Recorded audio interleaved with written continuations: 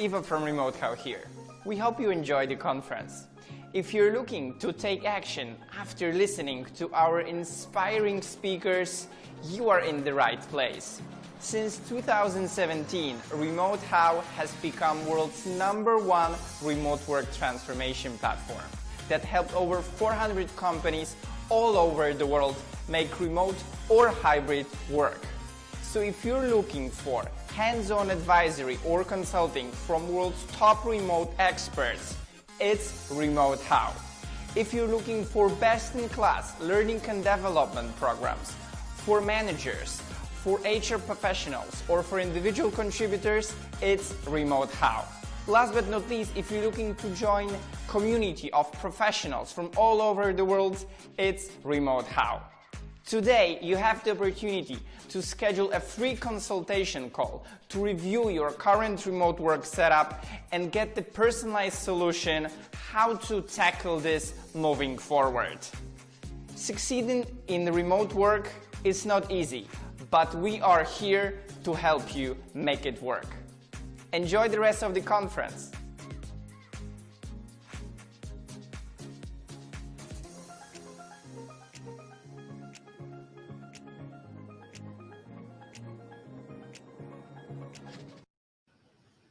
Hello everyone, we're back with the stream.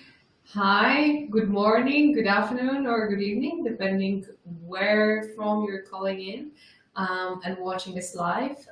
My name is Magda and I am MC for this year's Remote Future Summit. I am also Head of Communications and Marketing at Remote How. We are now opening the very last block of Remote Future Summit.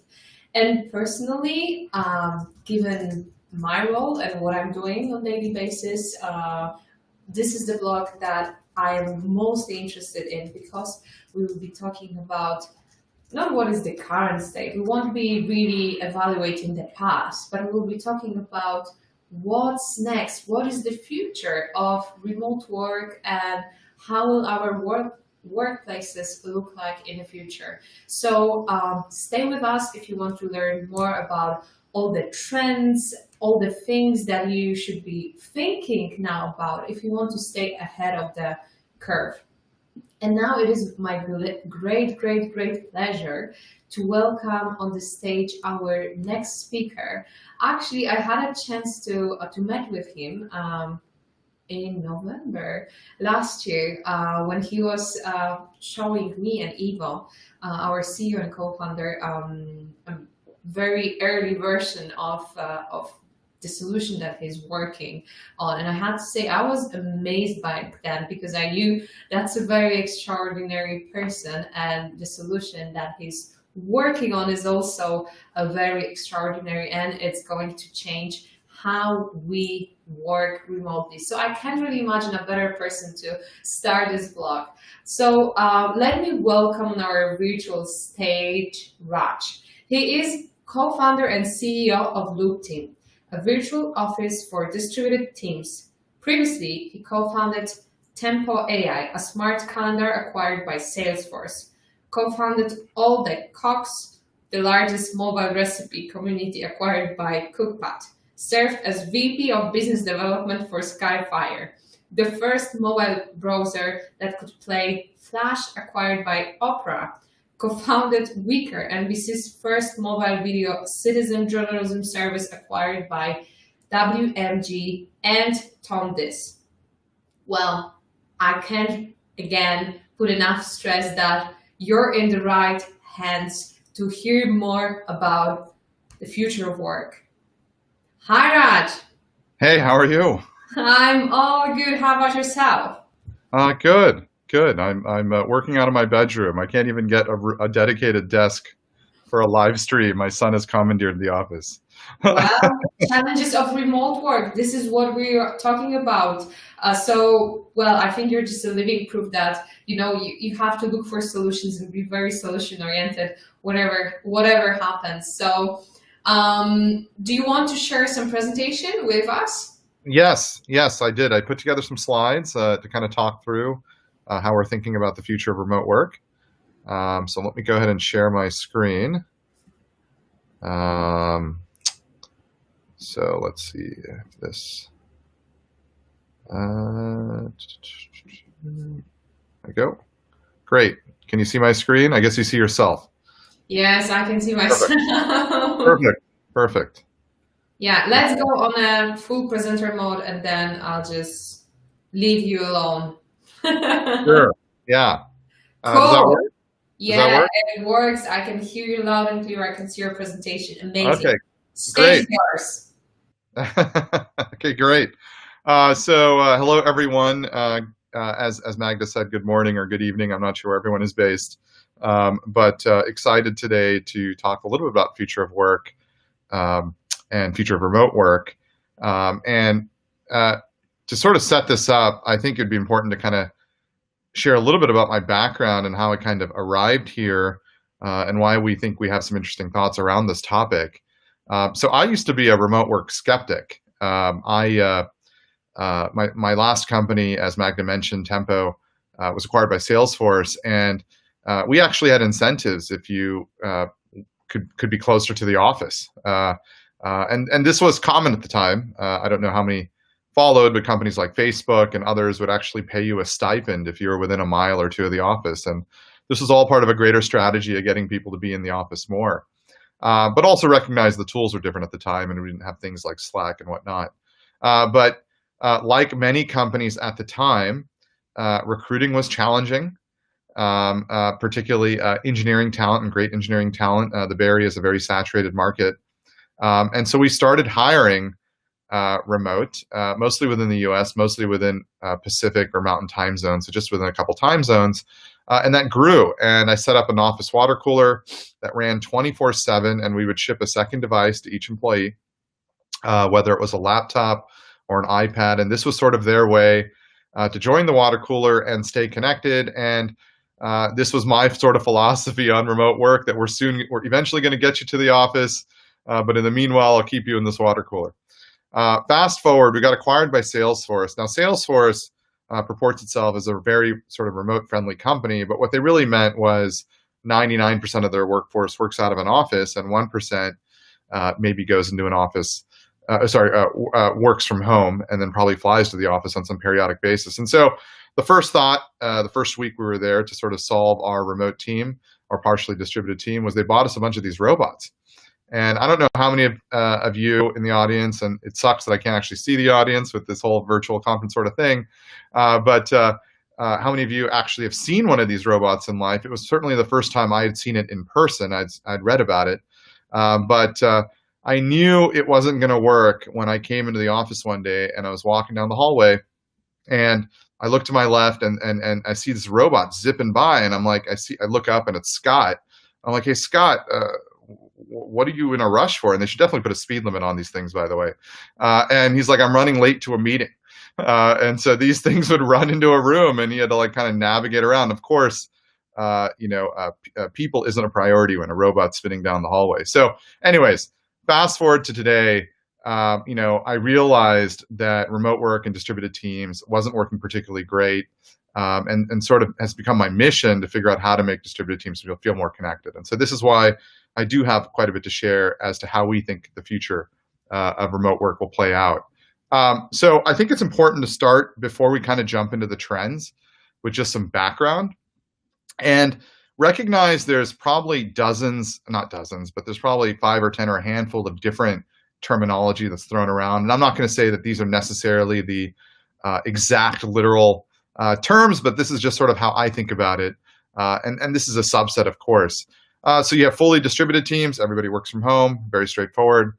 You have partially distributed. And this bucket actually, pre-COVID, many would argue is probably the fastest growing bucket. So you'd have an office with some sort of core ethos, and then you had full-time remote people in different locations. This was often engineering talent or whatever it might be, because it's difficult to recruit. But those folks that were remote were clearly disadvantaged, and there's a lot of literature and data around that, and that's just because they were disconnected from the mothership. And then, of course, you have co-located. So this is what the vast majority of Fortune 2000 is. Everyone's sort of in an office, maybe in a different location or a different office or whatever it might be. But these were kind of, these were sort of the configurations pre-COVID. If you fast forward to today, we're in the post-COVID era, and this is really fascinating what's happening here. So the pre-COVID teams, very sort of small group. If you think about fully distributed teams that were larger than maybe 10 employees, there was certainly a lot of startups out of 500 and YC and whatnot that may have been fully distributed. But the minute they crossed sort of 5-10 employees, they almost always got an office and then moved into a partially distributed setup. The fully distributed ones, all very well known, and they've published a lot of literature and great remote work playbooks and other that you can certainly go read and whatnot. But what's really fascinating is the post-COVID teams, they're different. These teams mostly built trust while they were in an office. They tend to be distributed within their different co-located offices, but the people they mostly work with tend to be in similar time zones. And they have a lot of pre-existing trust. They were hired and they worked together at one point, and they still have optionality to do that. And it's really fascinating in thinking about this because it often reminds me of 2007, 2008. I had been in mobile for many years, and then the iPhone came out. And I remember talking to a colleague, and I said, wow, they've really changed a lot of the rules. This is not how you submit apps, and you're supposed to have relationships with operators and so forth. And he said, Raj, you're thinking about it wrong. It's a new guard. And that's a really interesting way to think about it. The playbooks haven't yet been written, and maybe coming in with a more open mind and thinking about, well, let's start fresh. Maybe what works best for these sort of hybrid or post-COVID teams is not necessarily what may work best for the pre-COVID teams. But this is just all stuff I'm sort of setting up to kind of talk through some trends. And what's even more interesting as you kind of dig into these post-COVID teams is if you go and talk to, or not necessarily talk to, but if you go and read what these CEOs are saying. So here we have Apple, Netflix, Facebook, and Google. You have sort of almost walking the tightrope in terms of how they think this is going to play out. So here's Tim. This is very recent. I think this was in the last couple of days. He had said, we find that remote work actually works pretty well, but I'm looking forward to having most of the team back next year. So, on one breath, it's kind of saying, okay, maybe we're going to offer some more flexibility, but we're still expecting most people to be within proximity. Reed was very clear in sort of his contrarian view, contrarian in the sense that, particularly at a remote work conference, that he thought remote work, there was effectively no positives of the remote work. So interesting to see how that plays out. Zuck obviously said, this came out along with Twitter and whatnot, that they're expecting a large chunk of their workforce to be remote. And the thing that's most interesting to track here, and as we think about hybrid teams, if I come back to sort of this slide, is we know, those of us that have worked in distributed, know that partially distributed is the hardest configuration because those that are at home have a disadvantage. And so it's going to be very interesting to sort of watch to see how this sort of plays out with some of the largest companies doing partially distributed. And then Google, actually, a survey came out, I think today or yesterday, indicating that 90% of their employees would like to be able to come to an office. Only 10% want to work from home full time. So that's really pointing to more of a flex hour kind of schedule, or like work from home a few days a week. And so this is all uncharted territory. We don't actually have a lot of data around how this is going to play out, and in terms of what is going to be the best tool stack and what is going to work, because this is very different to traditional partially distributed teams where the same group of people would go into the office every day and you have full-time remotes. Here, different groups of people will go into the office every day and then you have full-time remote. So if anything, it may become more advantageous for those that are in the office, while not necessarily more advantageous for those that are remote. So interesting to sort of think about where hybrid is, but this is definitely uncharted territory, and there's going to be new playbooks, obviously, sort of written. And then as you look at these post-COVID teams, so if you look at, since March and sort of the different behaviors, one philosophy that's always been very almost dogmatic amongst pre-COVID teams is this notion of asynchronous. And the idea is move to asynchronous. It's a better work-life setup. It allows you flexibility, it creates more flow time. There's tons of advantages. I'm not going to argue that. And major influencers have come out in large support of asynchronous. So if you look at Amir here at the top left, he's the CEO of Todoist, he talks about how their workplace culture is pretty much all asynchronous. They certainly do have one-on-one video communications for, let's call them social sort of activities and group meetings and whatnot. But for the most part, they're asynchronous. Sahil talked about how in this thread, actually, that they have zero sync. I don't know if I believe that, but arguing sort of all, swinging the pendulum all the way in one direction. What's interesting is if you think about this new guard, you're seeing a lot more synchronous. Not clear if it's more synchronous than asynchronous. I would argue it is, but arguing benefits that synchronous allows for faster workflow, quicker communication, opportunities to connect. So really fascinating watching how this plays out and what these new sort of remote work playbooks might ultimately look like, because there is a balance, obviously, and it is going to be culture driven, but it is also a function of just sort of things like distribution. So this was something that came out of our own research when we were building Loop Team. This has sort of always been an assumption, but we started talking to teams and we just sort of asked them about processes and how much process they had and how much documentation they were creating. And when you look at this graph, it seems super obvious. But interestingly, it's worth continuing also pointing out that what it doesn't indicate is transparency. And what you also see as teams get more distributed is not only you have more documentation being created, but you also have more transparency, more sharing of that documentation. And that's why we have a rise in new workplace tools like Notion and Rome Research and whatnot, focused around how to make that content more shareable and visible for your sort of distributed team. But what's also not indicated here is if you look at post-COVID teams, and particularly Fortune 2000, these organizations were already very process heavy. They're already creating a ton of documentation. Having formerly worked with teams like Microsoft and whatnot, they create more documentation than I ever would at a startup. And so it's interesting to sort of watch this, but this sort of trend and how time zones and your distribution can really play into this notion of documentation, but as well as this notion of how sync and async is sort of going to play out. So this is all sort of, again, just background information until we dive into some specific trends that I think are coming. The other thing I think that's worth pointing out here is just interesting survey data that's all sort of come post-COVID. So this group, obviously, probably a mix of remote work experts as well as those that are maybe looking to learn more, shouldn't be anything too surprising here. There's lots of benefits to remote work, particularly work-life flexibility, family time, choosing where you want to work, flow time, interruptions, whatnot. Totally get that. At the same time, collaboration is more difficult. There's new tools that have emerged for visual whiteboarding and whatnot. We'll talk about some of that later. That's certainly helping with that. Loneliness, unclear. These surveys were sort of done post-COVID, so unclear how much of that is correlated with COVID and shelter in place. But there are certainly a set of challenges. Very positive employers, they like remote work. 97, 98%. I mean, that's pretty much unanimous. But also interesting that productivity has gone up. We don't yet know if that productivity is correlated to simply people just working more hours, an extra 6 hours a week, which is what's being said through data, or if it's just simply more flow time. We have to see. But certainly there are organizations where people are reporting productivity is down. And so this is interesting, too, to sort of track how remote work plays with different types of organizations. And across the board, almost the majority of teams believe that some percentage of their team or most of their team will be working remotely in some capacity. So this is all interesting to sort of follow and all sort of background as I get into what I think the sort of future of work is going to look like. A question we often ask ourselves, and this is a question that we get asked a lot, is how do you make teams feel more connected? This is one of the most common pain points we're hearing from distributed teams.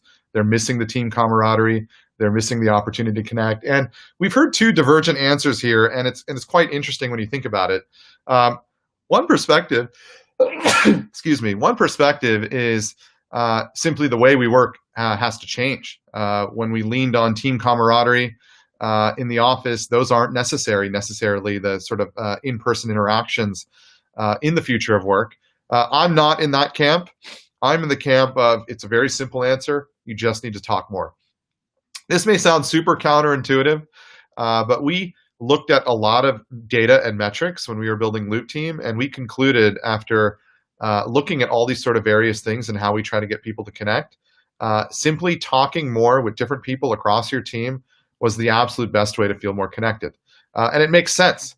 But what we don't need, obviously, is more noise. And this is certainly becoming an increasing problem in the collaborative tools that are built for virtual and distributed workplaces, is these activity feeds and notification trays and across all of your sort of different apps. So figuring out that sort of right balance while also allowing people to communicate more is key from our perspective in terms of future of work. So given all that sort of background information, I think ready to sort of dive into what we think the future of work 2.0 or future of remote work is going to look like. So to be clear, just sort of some background, these are some trends from our perspectives. Not everyone may necessarily agree or disagree. Happy to take that offline and certainly ask questions if you have thoughts. So I want to start with multiplayer mode. This is a trend that's been rapidly accelerating over the last 5 years. I think Figma has very much brought this to the forefront, this notion of 2 people or 3 people or multiple people working in a project at the same time. And effectively screen sharing built in. So when you think about it, when you're in Google Docs and you're typing, you can see somebody else type. When you're in Trello and you're moving things around, it's instantly updated for everyone around you. Mural with visual whiteboarding. I mean, this is just a sampling of sort of different applications, but this notion of multiplayer mode has become standard in workplace collaboration tools. And in my opinion, as you think about future of work 2.0, really think about all of the different tools that you're using in your team and which tools don't yet have multiplayer. And if they don't, is it the tool or are you using the wrong tool? So as you're thinking about remote work, making sure you adopt a tool that has collaboration sort of built in as a first-class feature. But coupled with this really is what's the next layer. And that next layer, in our opinion, is audio and video. So if you think about make tools collaborative first, now make it easy for us to sync. Skip back for a second and think about when you're in the office. Teams would often organize their office around open office sort of environments, but they would group teams together based on what they were working on. So if there was a design team, maybe they would be all in the same sort of corridor. And if there was an engineering group working on a particular project, they might have been all in the same set of cubicles. And the idea there was the same sort of quote that I've heard many sort of in the past, this notion that startups had an advantage because they're all in the same office. They could collaborate very, very sort of quickly. And this is a key part, in our opinion, when you think about future of remote work and hybrid work, is enabling very, very fast sort of synchronous communications to recreate that collaborative feel when you're working on some code together or when you're designing something together or working through an accounting document or whatever it might be. And this shift in many ways reminds me of another historical sort of trend. So if you think about the App Store in 2006, I don't know, for those that remember the Operator App Store, whether you went to the T-Mobile App Store or whatever it was, they had these categories on the homepage. And one of the categories was location. And it seems really odd that you'd have a category that was location, but it would be apps that that had location built in. And now you ask the question, what app wouldn't benefit from location? In a very similar vein, what productivity or workflow app wouldn't benefit from an audio-video communications layer? And so we're going to probably see a trend as we think about future work 2.0 with this layer either being built in directly into apps. So imagine Zoom directly inside your Figma or inside your Mural, or apps like virtual office tools or Zoom or whatnot layering into the operating system, but something definitely to watch closely as we think about future of work. The other aspect of it is the communications needs to become less formal. I think not everyone can necessarily identify with that image on the left because you would have to be part of a pretty large organization to sort of experience that, but everyone can agree that this whole notion of joining a conferencing tool, checking your video before you join, checking your backdrop, making sure you're presentable, all of that, and all of that workflow is really contributing to this sort of Zoom fatigue, this notion of it's always a formal engagement. It's always something I need to prepare for. It's not casual. I can't just walk into it. I need to schedule it. I need to go to my calendar. And it spawned some really funny diagrams. You know, here's one on the right with conference call bingo. Can you hear me now? Are you still there? Can you please go on mute? And all these sort of little tribal and behaviors and whatnot that have emerged. It's a real thing. It's fatigue, and we're hearing it. Organizations trying to maintain their same sort of meeting cadence, but everyone being distributed. So it's not necessarily they are creating more long duration meetings, but everyone just being distributed, and that resulting in sort of this feeling of fatigue because they're just not able to get that sort of mental break because of just the formal nature of these tools. So as part of Future of Work 2.0, the tools themselves and the communication layer themselves has to become more natural. And I heard this, I think, in another person was saying, and I liked how he described it, informal, casual, but the key word here is human. And if you look at things like House Party or FaceTime, a lot of these tools do that. They're not trying to make it feel like work. They're trying to make it feel like it's okay if your backdrop isn't perfect. It's also okay if your hair is a mess. We're making it fast. We're making it easy to communicate. It's a more casual experience. And I think this is going to be key as communications becomes a layer in workplace productivity tools, is enabling that communication in a way that feels more human. And it doesn't necessarily require video. Video is certainly a great way to see and connect, but these are people you're collaborating with. These are your teammates. There's trust bonds. And so it's just the need of making it faster and easier than the formal nature of going into a tool that may feel rigid. And sort of taking the step further, sort of taking this model further, we are seeing this. So this term, consumerization of IT, this is a term that's thrown out a lot, but really what it means is the notion that business applications take the best parts of consumer and bring them into the workplace. And they're often a little bit slow doing that, but they're generally right. And so you've seen this. So you look at consumer, lots and lots of video applications have been created to help people connect, whether it's Facebook Portal, most recently the app, which is really around sort of production and controlling how you're presented, Instagram, House Party, and there's some of them are fun, some of them are playful, and there's many more emerging. But what's also interesting, video has moved beyond just simply synchronous. We're starting to see video in asynchronous ways too. Things like Loom, as a means of capturing video communication and sharing, as a means of communicating across time zones. So if your team is globally distributed, so really interesting sort of watching as you think about Future Work 2.0, how video plays a role in that, but how video is extending beyond simply sync, but into async as well. And that's not something we had seen even 5 years ago, that sort of async workflow around audio and video, but becoming more commonplace as we think about future of remote work. The other aspect that's also interesting is the calendar. And this is something I know more than I want to know about because my last company was a calendar company. And so I think it's interesting to kind of just look at how the calendar is evolving and using that as a yardstick or as a metaphor as to how that may be impacting or affecting the future of work and what that might sort of look like. So if you think about pre-COVID teams, they were primarily in the office.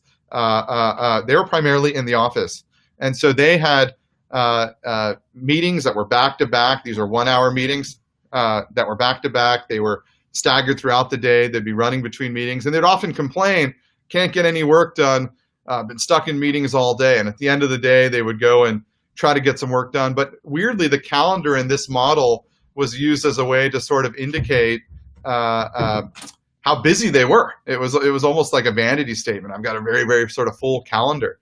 What's interesting post-COVID, and this came out of some Microsoft research just in July, they looked at their employees' calendars, and what they saw was that these longer duration meetings were being reduced into shorter duration meetings with higher frequency. So lots and lots more of these 30 or 15-minute discussions. And what's actually happening here is they're recreating the synchronous hallway conversations that they used to have at the office. So they're realizing a manager, for example, maybe used to walk to the hallway and have a bunch of serendipitous bump-ins with different folks. They're realizing they're having to recreate that through meetings, so they're scheduling a bunch of these. This in itself is obviously not the best way to work. You look at that calendar and you're like, geez, when am I going to get any flow time? Every other hour, I've got another 30-minute meeting. Where we think this is going, as you think about hybrid and future of remote work, I think a good thing to sort of borrow from is what the books talk about, and this whole notion of deep work and flow time. This is where we think work is going, and this is where we think work is changing and evolving to. And so this is the notion of organize your calendars around sets of meetings, but then maximize flow time, so rearrange. But those days that when I'm in the office, allow for some meetings, but allow for a lot of ad hoc time, because that's my opportunity to see people in real life. But then while I'm remote, also create office hours so people can drop in on me so I can have some of those serendipitous interruptions. Don't make it a formal activity. Don't make it calendared and scheduled. because that's what contributes to sort of fatigue. And so it's going to be critical to sort of watch as how this sorts of evolves. But we think this is really interesting in what the calendar might start looking like when you think about hybrid teams, and this notion of moving away from just lots of long duration meetings to more meetings within certain parts of my day, and then maximum flow time with office hours, and then providing facilities to allow people to quickly drop in and collaborate, which is more consistent with how a lot of these individual contributors, for example, worked while they were in the office. So interesting trend to sort of watch. The other sort of remote work trend I wanted to talk about was just the pace of work. So here on the left, and this was, by the way, this was a slide, or some of the diagrams in the slide was something I'd seen in another presentation that I thought was really interesting on a different sort of topic. But the pace of communication here on the left, that's the traditional sort of email model. So there's lots of clusters, because obviously you don't CC the entire organization on every email. That would just be too noisy, and that's not the right way to do it. But here on the right, you have this sort of hub-spoke model. And so you have a different pattern of communication with real-time chat. And what this is really showing is just the pace. Information is happening faster. I don't want to wait till tomorrow to get a question answered from my stand-up. I need a way to synchronously connect in that particular instance. And the other thing that you're seeing here on the right is just how information is flowing and the transparency that's coming with remote and distributed, and the removal of these sort of virtual walls or silos between these different groups, which is typically what you see here on the left versus the right. So interesting to sort of watch this trend and see how it continues to evolve with hybrid, because obviously you're going to have some groups that are in the office some days and some that are remote, but we fully expect this sort of model is where things are going, while also driving more and more transparency and less sort of silos as you think about future of work. And then another thing I think that's been really interesting is this notion of interruption. So a question I get a lot often is, how do I, I'm missing out on some of that workplace knowledge transfer. And people often talk about how working remotely is a great way to have less interruptions because it gives you more flow time. But what if interruptions are actually good once in a while? What if that's the opportunity to really learn about your colleague, or get to some creative discussion that may help you figure out a problem? Or if the company, for example, isn't doing particularly well, this is where a lot of the rich sort of brainstorming is happening. And I think this is what some of those organizations amongst post-COVID teams are figuring out, that these interruptions are a great opportunity for serendipity. And so I think as you think about future of work and remote work 2.0, I think this is going to be interesting to follow, like how tools enable serendipity and interruptions in a way that's also casual, communicative, synchronous across their teams, whether they're in similar time zones or spread across a lot of time zones. And then the last trend that we're seeing as we think about future of work is this notion of meetings themselves and conversations themselves being available as asynchronous. And I think this is almost like kind of a new concept, this notion of asynchronous meetings. And so we've seen an emergence of tools. Otter is one example here. That in that case, it's a classroom, but an emergence of tools just simply capturing all sorts of conversations and meetings across your organization, and then making them available and sharing them across your team. Introduces a new level of transparency, but levels the sort of playing field and allows for better knowledge transfer. Of course, we still have a noise problem and figuring out what's relevant and what's not. And here on the right, here's Ray Dalio, who's been pushing this sort of narrative for 10 plus years. They record every single phone call in their organization, whether it's a mobile, landline, meeting, everything's recorded, everything is shared, and is a huge advocate. So really sort of interesting to watch this sort of trend. Again, yet another trend as we think about future of work. So in summary, thank you for listening in. Definitely a different experience without being able to see the audience. But in summary, I think future of work 2.0 is certainly going to support both hybrid and distributed teams. Hybrid is unknown territory. We are learning. The tools of improved audio and video is going to be a key part of that collaboration layer for both synchronous and asynchronous. In the end, sort of the way we work is changing, and it's going to be really awesome to see how this sort of all progresses and evolves over the coming years. Let me stop screen sharing here. Whoa, I think, I don't know.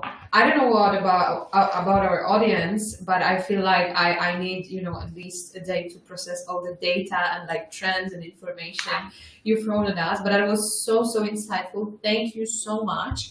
Unfortunately, we don't have the time for questions now live, but if any of the people that are with us online, how they can reach you and maybe ask the questions they have. Sure.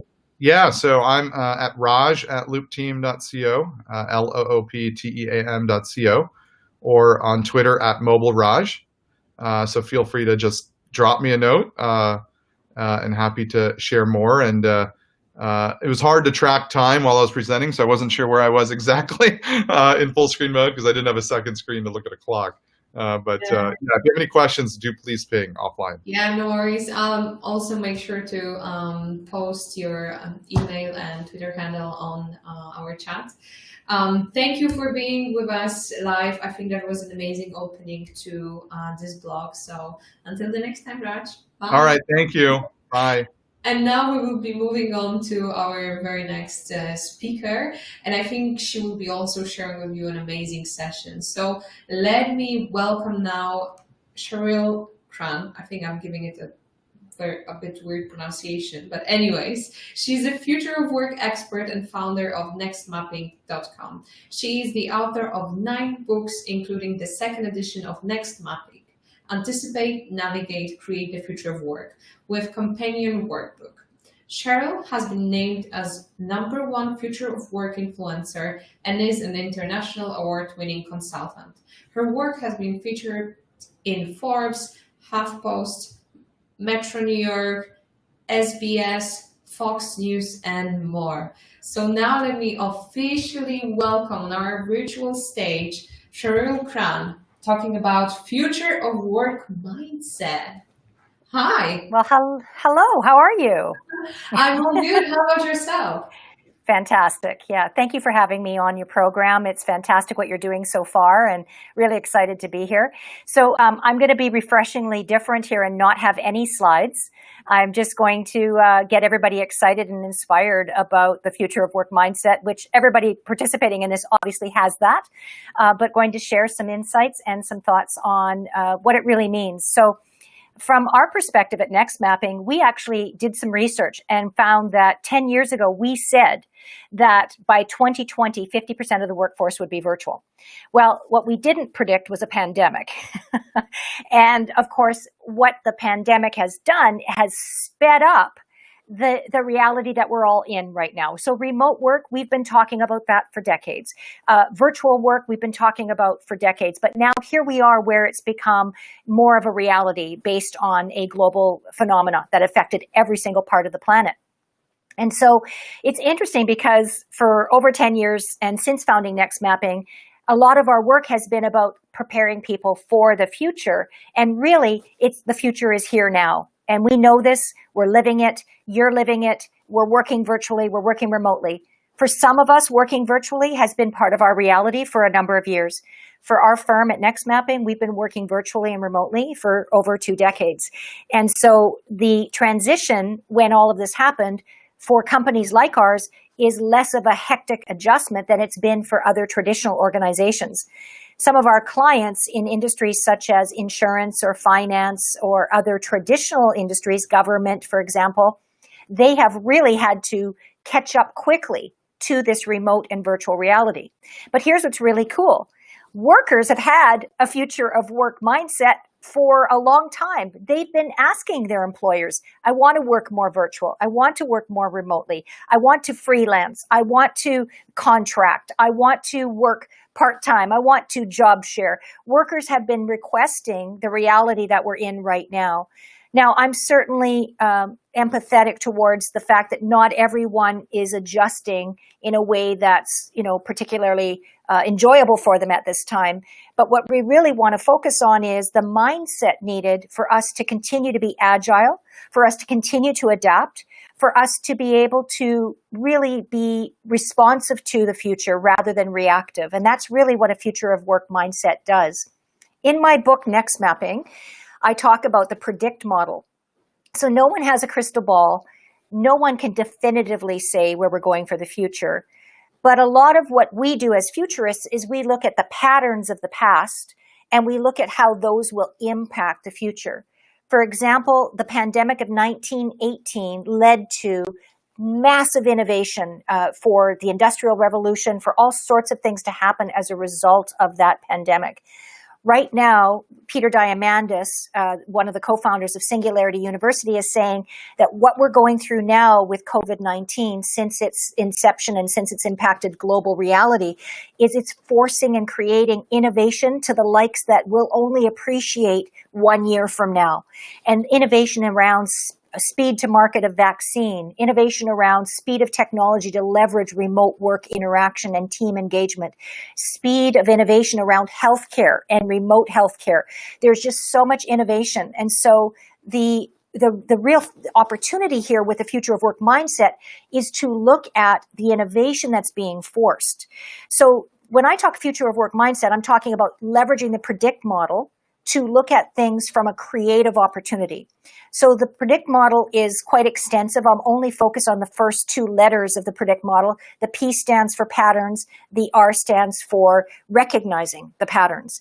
So and you can get all of the resources I'm mentioning. If you go to our website, nextmapping.com, we have over a dozen infographics around future of work, around remote work, virtual work.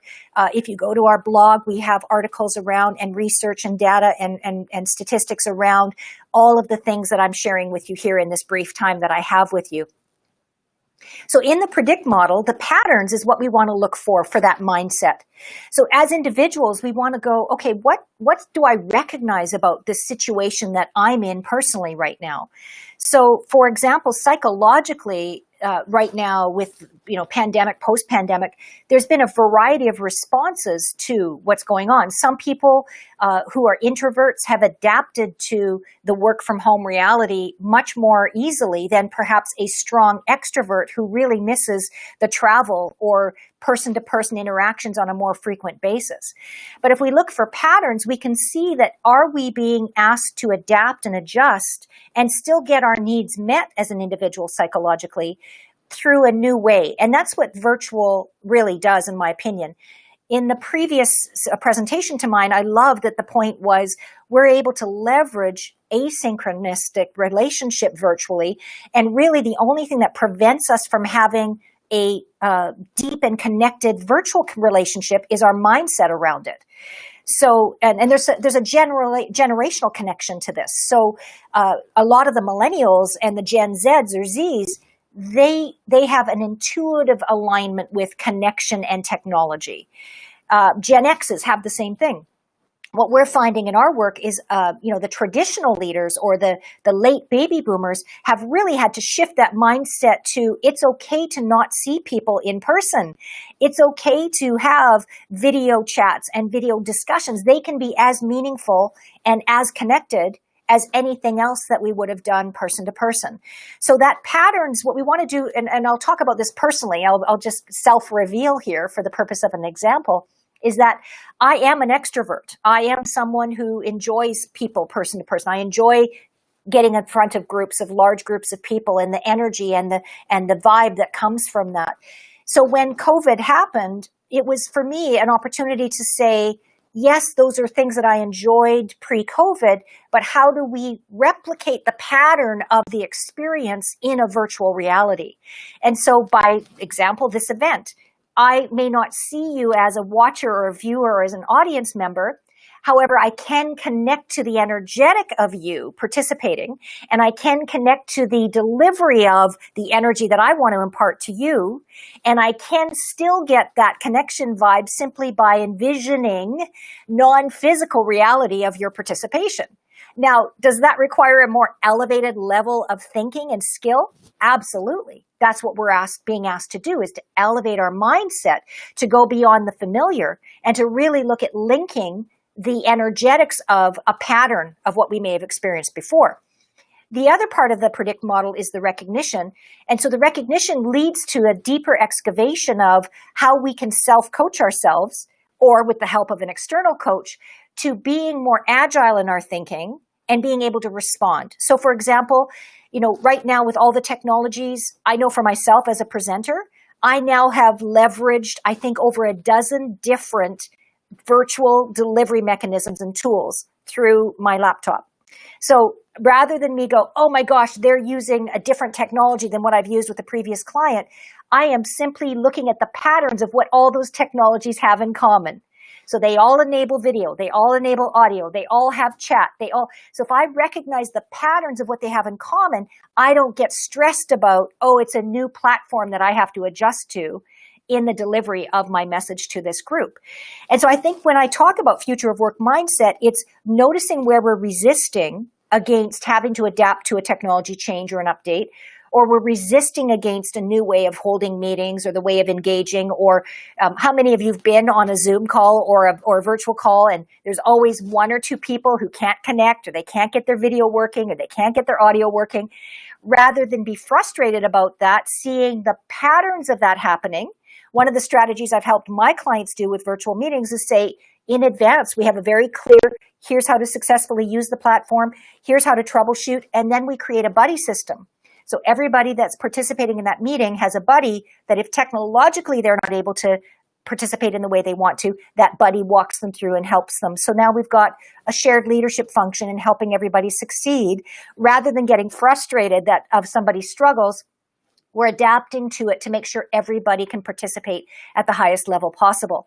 So that future of work mindset is really about shared leadership. You know, how do I help you be more successful? And how do I help my team be more successful, rather than getting focused on the things that are maybe frustrating or limiting us to have the connection that we want. Here's what I've also found about future of work mindset is if we, and this is, by the way, a Buddhist philosophy, if you will. And that is, if we focus on the past, we create pain for ourselves. Okay, so focusing on the past, how things have been, people saying, I want it to just be the way it was before, that's a painful mindset because it will never be what it was before. And then the Buddhists say, well, what we want to do is focus on the now. And I said to you at the beginning of this stream that the future is now. And so if we look at creating the future from where we are now by leveraging patterns, that's inspirational. However, the other part of the Buddhist philosophy is that if you go too far off into the future, you create high anxiety. And I think part of the reason there's a multitude of ways of people responding to our current reality is they're either focused too much on the past and how they want things to stay the same, or they're focused too far on the future and they're getting anxious about that future manifesting itself. So I really, really, get passionate when I'm coaching and working with leaders and teams to say, what can we do right here, right now? The future is now. The decisions we make now creates our future. So therefore, how can we leverage the patterns of the past and leverage that data to give us information now that helps us move into the future that we wish to create? So I really, if you leave my session with anything more, that Buddhist philosophy of the past is pain, the now is the power, the future is anxiety if we're too far out in the future. And that's a key component of a future of work mindset. The thing is that we're dealing with right now with the future of work mindset is really, we're using the terms future of work, but honestly, what we're really talking about is change leadership. So as I said to you, in our work at NextMapping, we've been helping companies be future ready for decades. And really what we've been helping them do is to be change ready, change resilient, change adaptive, change responsive. There's two ways to look at change. One, we push back, we resist, or we build our personal ability to move with change, to shift with change, to morph with change. I love that the previous presenter talked about, the skills of being able to adapt. The book Flow by Mihai Csikszentmihalyi has been around for a long time, but he has talked about, similar to Buddhism, by the way, and Zen, about how when we are focused on being a contributor, when we're focused on the now, and when we're focused on really appreciating and being grateful for where we are, then we're in the flow. We're adaptive. We're not resisting reality.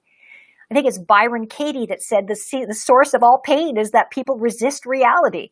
Accepting what is part of the future of work mindset.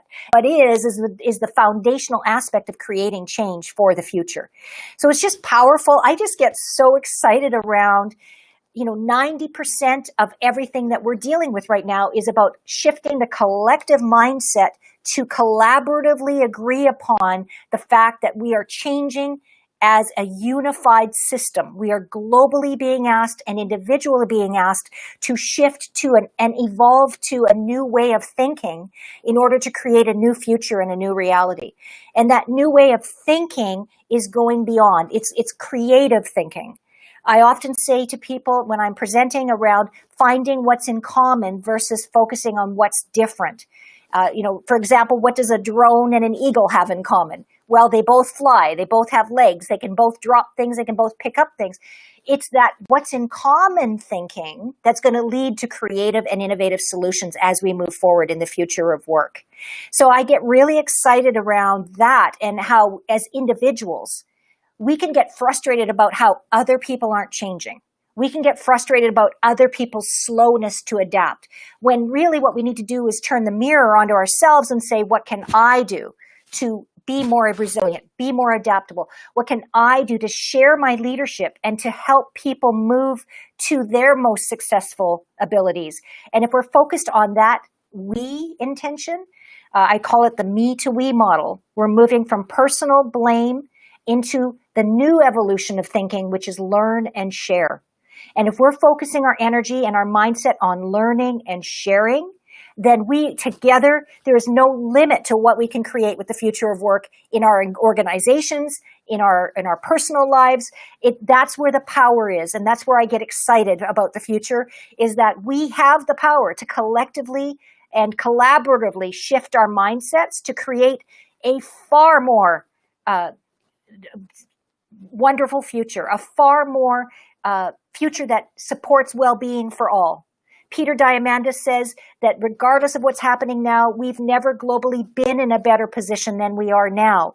When you think of the fact that, yes, there's still poverty, but the rate of poverty is diminishing globally. When you think about the fact that the pandemic has raised awareness to the environment, when you think about how the pandemic has caused families to connect, more people to look at how their children are schooled, people to look at their values, to where they live and how they work. It's so exciting, and the opportunities are endless, and our abilities to elevate our work, elevate our lives by holding that future of work mindset, the willingness to change, the willingness to adapt, it really excites me. It really has me hopeful for our future locally and globally.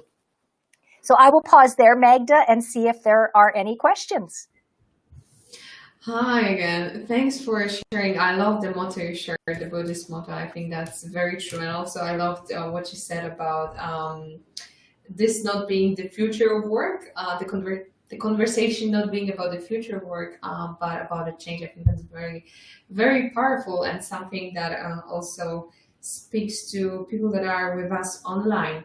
We have a few questions, so let me, yes, and a lot, I just have to say it because I can't really, hold all these positive comments to myself, but people are sharing that they love your positivity, that your positivity is contagious, that you're an amazing presenter, your talk is insightful. So thank you so much for this. You really inspired our audience. Moving to a question. It's a comment and then a question. So hear this out. Whoa, as an extrovert, empathetic connector, this is validating. How can we emulate authentic energetics as we enter into virtual spaces? Examples, which tools do you prefer? Yeah, that's a great question. So in our research at NextMapping, we have found that the extroverts have struggled a little bit more during this pandemic because of that source of identity and source of energy comes from that being out and socializing with people one-on-one. I would say that it's, I could simplify it and say it's as simple as, simply telling yourself that, imagining that your audience is there in front of you. But that's a big leap for most people. I think what I would say to you is it's really more about what is the energy of what you want to impart, asking yourself that. And then how can you connect in multiple ways beyond just video? So in my case, I believe communication is multi-dimensional. So video is one way, but then for myself, it's having those one-on-one conversations with inspiring people that helps me feel connected as if I were in person. But in addition to that, I find for myself, the reason I can stay energized and stay very focused is I fill myself up with inspirational content. I do not spend a lot of time listening or watching the negativity. I'm a realist, so I know that all these things exist and that the globe is going through massive change. But I also know that if I want to keep a future of work mindset, I've got to fill my mind with inspiring things. Right now, I'm reading the book. It's been around forever, but I'm rereading it. It's called Joy is My Compass by Alan Cohen. I listen to motivational and inspirational people that I admire. I follow people like Tank's Good News and Positive Good News on Twitter. I look for people who are embodying that extroverted connection energy. I look to be myself while also being inspired people. So I really don't think this virtual reality is going away, Magda. I think we're in this remote reality for the future. And so for extroverts, it's really a self-coaching opportunity. And I would say if you're struggling, that's an opportunity to look at external coaching. Get somebody who you feel you can connect to, who can help you bridge that emptiness of not having as much face-to-face. I mean, for me, I'm going to be honest, Magda, I did a lot of travel, and as I'm sure many of your viewers did. And I have to be honest, I don't really miss the travel. I miss the connections of travel. So how can I mimic that remotely? Well, I can do, remote traveling. You know that nowadays we have a virtual reality machine here at NextMapping. So you can do a lot of virtual reality stuff that feels like you're there. But I think it's about leveraging creatively our current reality, not fighting with reality, just leveraging what it is. And I hope that that's a succinct enough answer. What I'd like to say is if this person asking the question wants more, feel free to email me, Cheryl@nextmapping.com.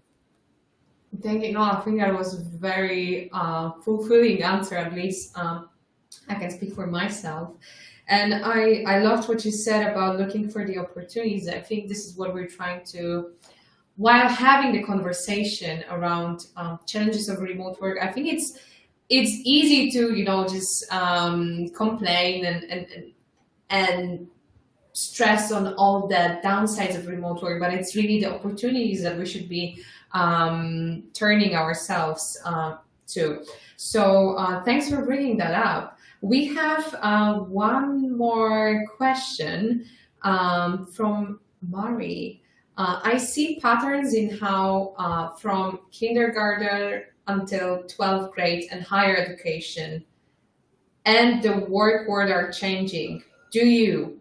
So like some kind of patterns do you see in how education and workplaces are changing? Yes, that's a great observation and comment. So the patterns of, yes. So if we look at the past and the now, so in the past, education was a guaranteed or was sort of like a pathway towards your future of your career and your future of your success. What we're seeing now is the patterns of traditional education are not supporting the future of work. So for example, Amazon is now not requiring degrees. They're hiring people of various education levels, everywhere from grade 12 to some college to no education. Why are they doing that? Because Amazon recognizes that people who have a future of work mindset, people who are innovative, they can be trained on the technical and they can actually support. So we're also finding education is becoming, look at what we're doing here, Magda, and what you're offering is educational. So what we're seeing is education is shifting away from a degree, and some people like this and some people get upset. I'm just shifting and sharing the research. But honestly, we're moving away from degree as a requirement to success to what are the skills that are required to be successful in a remote environment. So it is requiring companies to invest in reskilling, upskilling. It is requiring individuals to invest in their reskilling and upskilling in order to be ready for this new dynamic. And some of that reskilling and upskilling is people skill, like the ability to be a change leader is a skill that is needed today. We need more people who can see the potential and the innovation opportunities of what we're faced with. And that requires a mindset that needs to be helped and shaped and trained and educated. So I would say also our observation, because I've done some work with universities and colleges, is that they're recognizing that virtual education is the new norm. And so that virtual education and applying what we're learning, not necessarily going to a college or university and learning and applying what we're learning, but also industry partnering with university and making it about real life application of what's being learned versus just a degree or a certificate that then nobody knows what to do with once they get into the real world.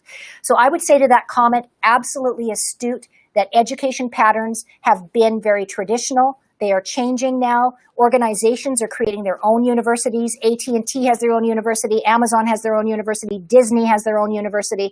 And they're saying, we will educate you if you bring to us a mindset that is creative, innovative, and open to learning. So that's absolutely spot on, that comment. Yeah, and I think you also filled in the topic with great insights here. Yeah, education was, I think it's one of the fields that's always been behind a little bit, but hopefully, yes. Hopefully this can change one day. Now, wrapping up your amazing talk, what would be the final advice you want to leave our audience with? I would say, based on the topic of my mindset, the future of work mindset, I would say have the courage to assess yourself. Because as part of the NextMapping process, we do a process. So the first step is discover. And in discover, you have to be willing to assess yourself, assess your company. You need to know where you are now. So if that assessment, if you can self-assess at a high level, great, but I would encourage you to get crowdsourced assessment. So, create a quick survey and go to peers and colleagues and clients and say, how agile do you think I am? How creative do you think I am? How innovative do you think our company is? We do this as practice all the time because you can get caught in, specifically with mindset, you can get caught in a perception that what you're doing is on the right track. And I find the future is about crowdsourcing. We know this through social media. We know this through, and so make sure you're going to people who can assess you honestly. You're not who they're going to confirm your identity of being wonderful, but that are going to give you real sound feedback to help you make positive change and to grow and develop. Thanks. I think that's very, very powerful. Also quoting Maria. Thank you, Cheryl. You are very inspiring. So yes, I can sign on this. You're a very, very, very inspiring person. If people want to connect with you after the event, what would be the best way to find you and connect with you? I'm on LinkedIn, so please join me on LinkedIn. I spend most of my time on LinkedIn as far as social media more than anywhere else. And then also, please feel free to email me, Cheryl@nextmapping.com. Wonderful. Thank you so much for being with us and sharing your insights on future of work mindset, and hopefully until the next time. Thanks, Magda. All the best. Continued success with the event. Bye. Thanks. Bye. And now, before we welcome our next speaker on the stage, we have still some time to just recap on what has happened so far. So in case you have just joined, we are now rolling with day 2 of Remote Future Summit. Yesterday we've had day 1, where we were sharing more about individual perspective, all the things you should be aware of if you're working remotely, and we're also sharing our challenges. So things that can be hard sometimes if you're working remotely. But as mentioned here with Cheryl, we were also focusing on making sure that we find the opportunities that we can use to grow and take current context, which is very specific, to look for opportunities for growth. So that is what happened yesterday. Today we are focusing on business perspective. So earlier we were talking about how you can make sure your workplace is more remote friendly, how to build a thriving remote culture, how to make sure you're taking care of your employee well-being, and similar topics. Now we are at the very last block of Remote Future Summit, so we are now heading onto a future or onto a change, as Cheryl just said. So we are sharing insights about the trends and what kind of mindset is needed in order to really be able to adapt, change, and be able to work in future workplaces, remote or not. We're still not sure how the future will look like, whether it will be fully remote, hybrid, or somewhere in between. We'll see. But we're talking now about the future. And talking about the future, I also wanted to confirm one more time, being live here, that all the recordings and materials will be available to you after the conference. We'll be sharing them probably sometime next week. So if you can stay live throughout the whole day, we will be sending and sharing materials with you.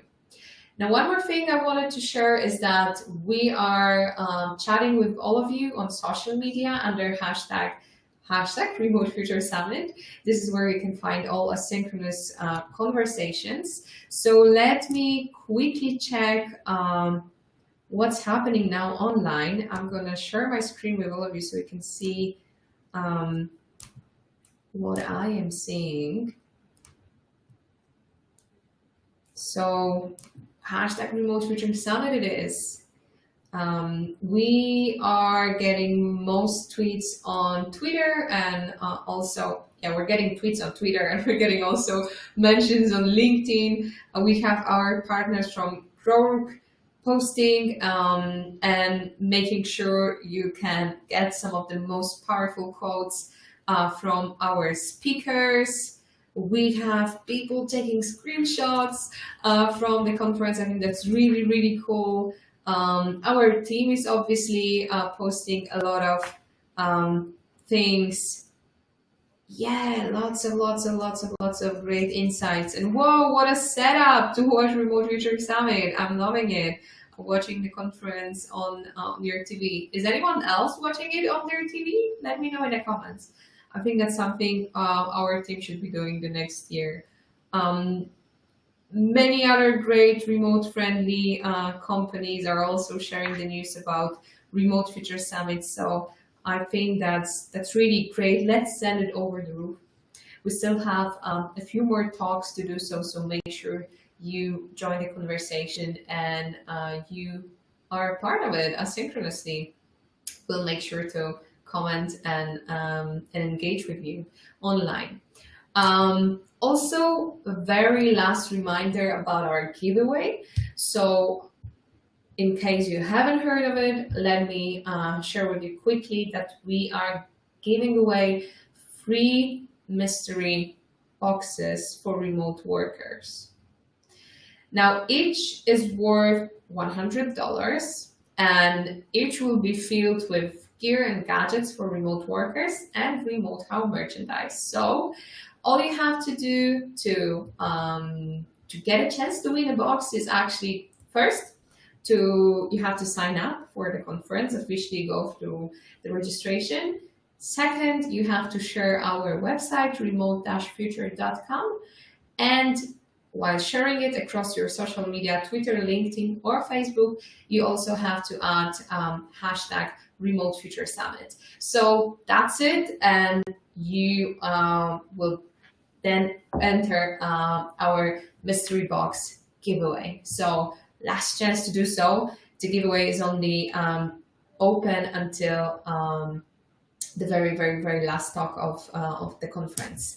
Now let me welcome our next speaker of the Remote Future Summit. Prakash is the founding CRO at Turing. Turing is a talent cloud platform. Think Amazon Web Services for Silicon Valley caliber remote software talent.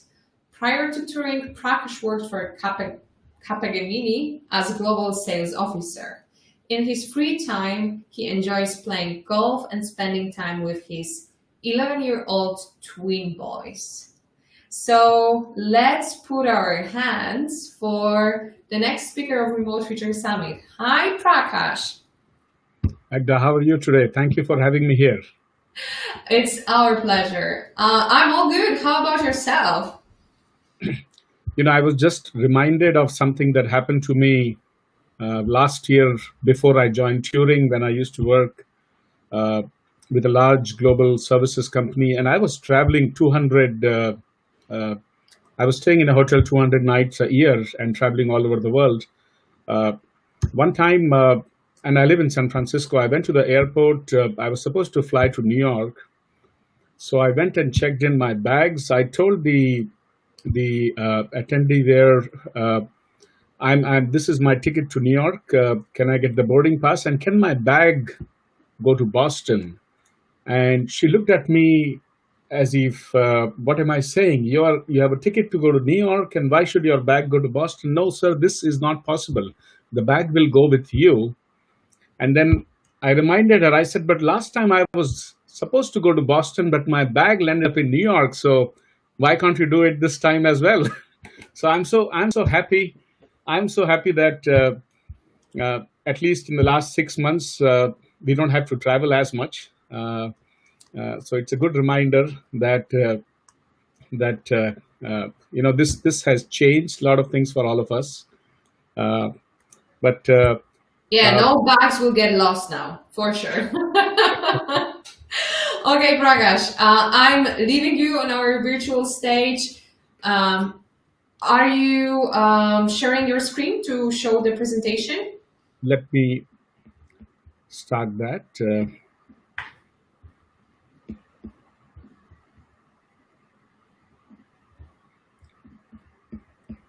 Can you all see this? Yes. Yes, you're all good to go. Over Thank to you. you. Thank you. So, continuing on the lighter note, and we all have travel stories. I think what has happened in the age of coronavirus, as we call it, is very unfortunate. But as we navigate through this, what I wanted to hopefully discuss with all of you, and very open to Q&A towards the end, I would like for all of us to just look at the business scenario that existed before Corona, and how is it evolving post-Corona, or in the age of Corona, as they say. This also has brought something which was already tested and tried by a few companies in the past. You know, how do I build remote boundaryless engineering teams? How do I thrive back in building new products? How do I improve my time to market again as we come out of this global pandemic? What are the benefits and challenges? What are the building blocks of building a team which is remote and specifically focusing on engineering? So we'll touch upon that. Towards the end, I'm happy to share how we have done it at Turing over the last 2.5 years, and a few of our customers, how they have navigated the past 6 months. And I will close with the invitation to another event that we are hosting on 15th of October. So jumping in right into the presentation, these are, you know, comparing the two business scenarios, the traditional workspace that existed for several decades. We all are very familiar with this, especially my father's generation. It was all about long-term employment. It's about joining a company and staying loyal to the company, working in the office 9 to 5, local teams. I do miss some local team meetings from time to time. So physically meeting, going for a drink after work. At most, what we would do is we would say that I need to focus on a task and I'm going offline, and I'm sitting in one corner of the office and do not disturb me. We were used to receiving monthly salary, working full time, doing one job. It was all about choosing your profession very early on. and staying with it for a lifetime. It was all about stability. What the future, which is already upon us in some ways or fashions, is about. It's about experience. It's not about just working for one business or one organization. It's about how do I gain unique experiences through my working career. How can I continue to visit new places as I'm working for these different companies? How do we form, businesses have to answer, how do we form global teams and global remote teams who probably do not have the ability to meet in person more than once or twice a year? And how do I, instead of a completely offline working model, how do I leverage collaboration tool? How do I work as a collaborative team while we are all distributed? So these are some of the topics that we all think of, and we are all thinking in our own businesses. This is what happened. This is interesting. As the global pandemic hit, and as we started seeing companies announce their quarterly results in April, we saw, CEO of Microsoft came out and said that this is fast tracking digital transformation in large and small businesses. CEO of Box, confirmed the same thing in April. As we moved into May, June, July timeframe, more and more companies looked at this model. You might recognize the announcements made by Twitter, Shopify, Facebook, and several others as to how they have, in some cases, chosen to work remotely permanently. How others are testing new models.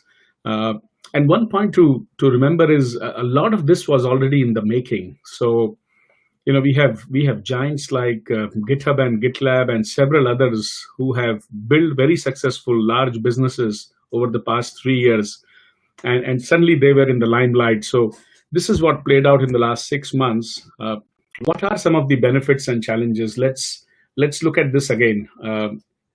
Clearly flexible schedule, working schedule.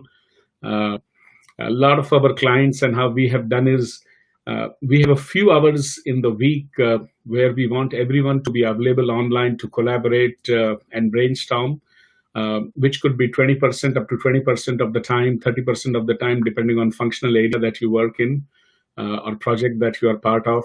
But rest of the time, you have the flexibility of picking when you work, where you work, comfort from your home or your backyard. This has led to higher productivity in most cases that we have seen. It also allows for a very balanced lifestyle where you can spend time with your loved ones, family. It takes away the biggest waste of time, which is commute. In my cases, personally, I live in the Bay Area, and it was a minimum of 1 hour commute each way. So I was spending at least 2 hours a day commuting to office, and I would at least commute 2 or 3 days a week. So that's a lot of time, and I can now use that time more productively. It in some ways we have seen it improves the morale of the engineer, although it can also mean for some people it could be very lonely if they are staying alone or feeling left out in some cases. So there are benefits, there are challenges. I think what we should all focus on, and we'll talk about more in today's session, is how do we mitigate these challenges? How do we still make this work and help resolve some of these challenges for all of us? This is a very high level view of how do we go about if you're a business that was fully in person, local teams, and you are now very serious about how do I go and build a successful remote engineering organization or other functional organizations for that matter. I think the way to think of it is start with the team. You can take one project team as a pilot, and literally think of rehiring people either from your existing team or from outside your organization and look at very critically things, non-technical skills in those individuals. You want people who are able to work autonomously with very minimal supervision, people that either you have already built trust, or they come with very high reference from other organizations that they have worked with in the past, where remote work was very well adopted, more adopted than your own organization. The other biggest skill that we have seen in team members lately is remote work means that we do not have face-to-face conversations as much, impromptu conversations. A lot of the times it's important to write down and be able to communicate the ideas with your teammates, with other members of the organization. And this skill has become even more critical now in the age of remote engineering organizations. So look for that skill. We have also seen some of our partners and customers asking their employees to take external courses which help them further polish their skills. So that would be a good idea. Once you have the core team that you believe have the right technical and non-technical skill sets, then it's time to relook at your processes. You will have to think in terms of redefining your processes in terms of reporting, communication, work allocation, accountability.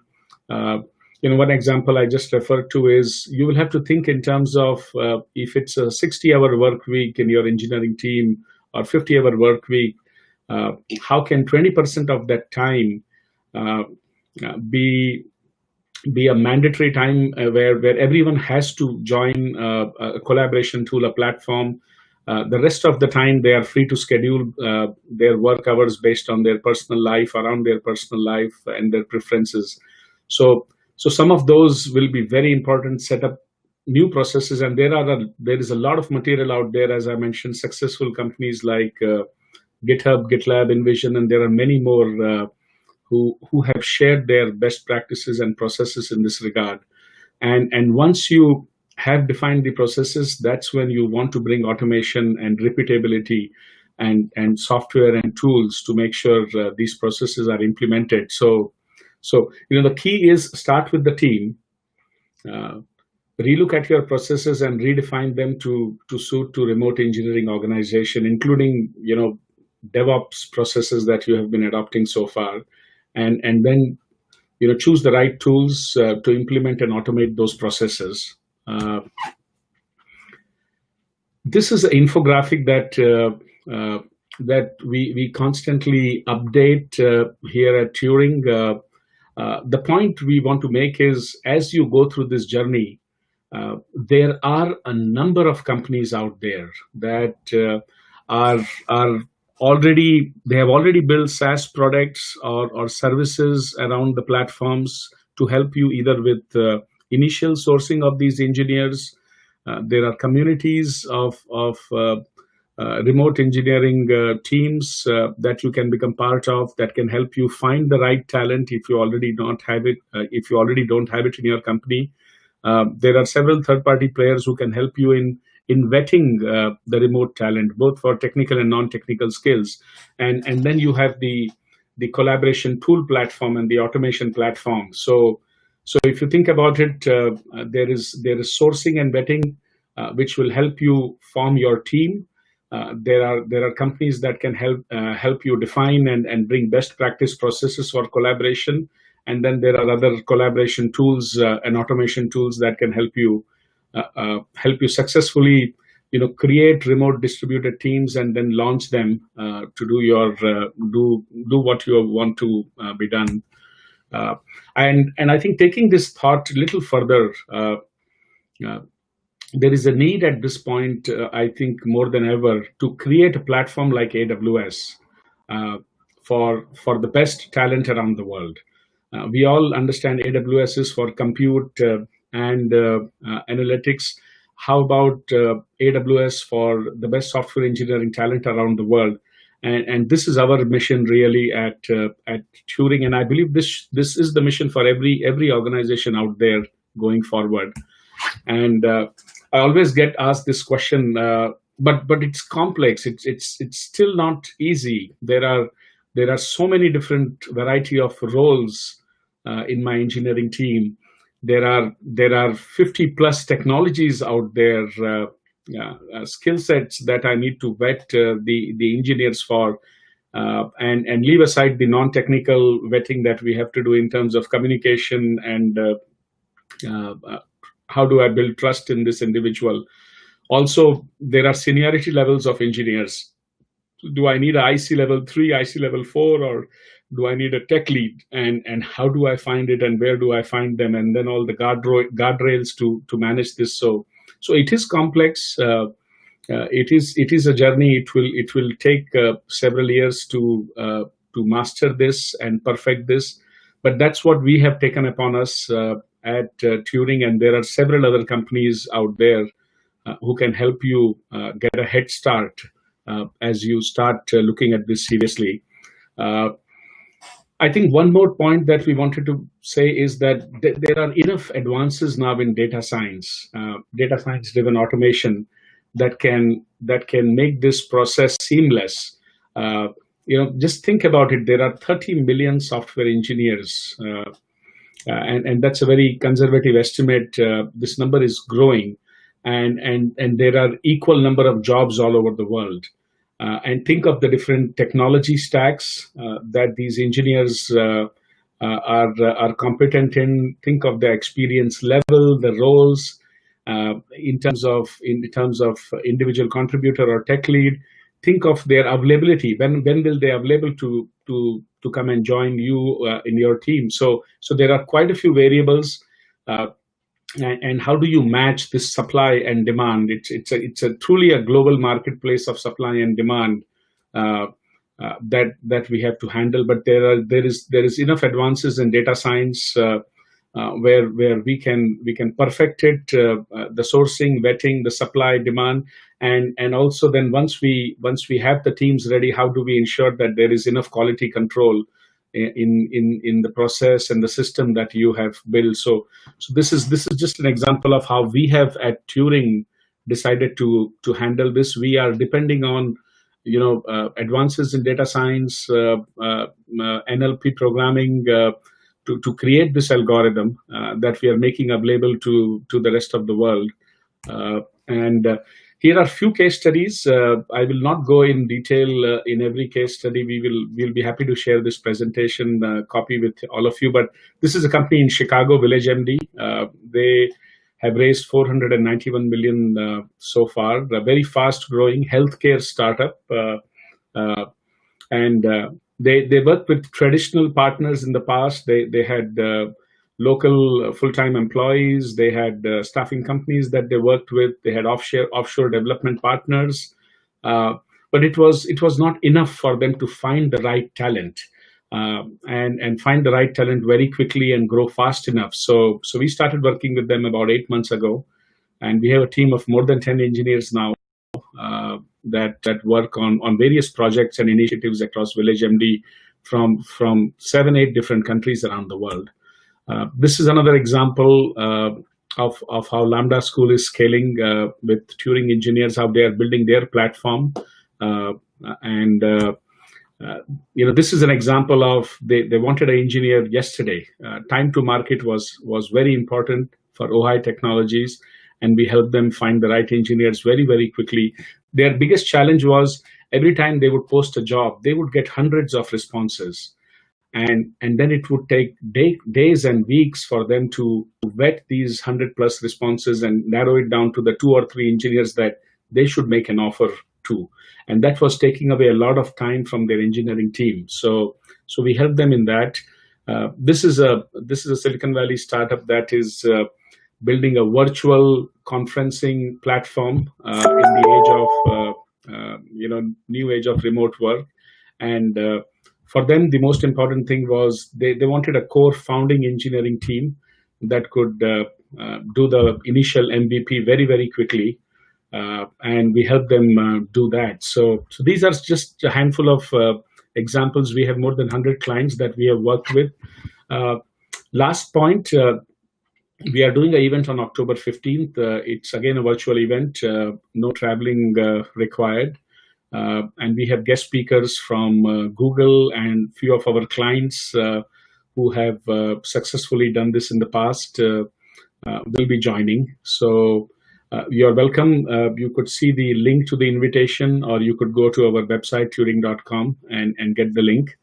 And I will pause here. Back to you. Hi, thank you so much for sharing the story of Turing, and also some of the case studies and successful cooperation you had with different companies. We have, I think, a few questions from the people that are online with us. So I'll start with the one from JC. You spoke about what companies should look for or are looking for in a developer. What are developers looking for or should look for in a company? Good question. I didn't realize we have developers also listening to in this call.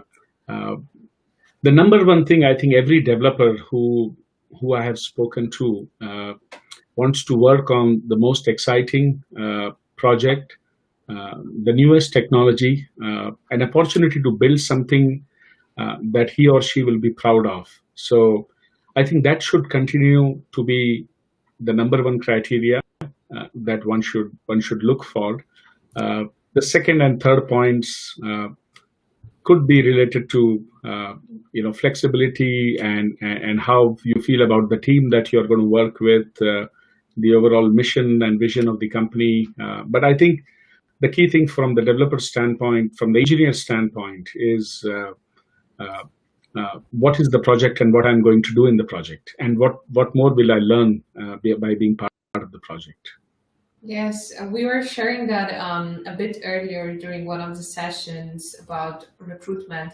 I think it was a question from a smaller startup. They asked, like, what can we do to stand out to potentially new employees? And I think that really is aligned with what you said, because your competitive advantage is the project, the product, the purpose of a company. And so, yeah, that is probably something folks should be looking for when thinking about finding a job. So kind of flipping that perspective.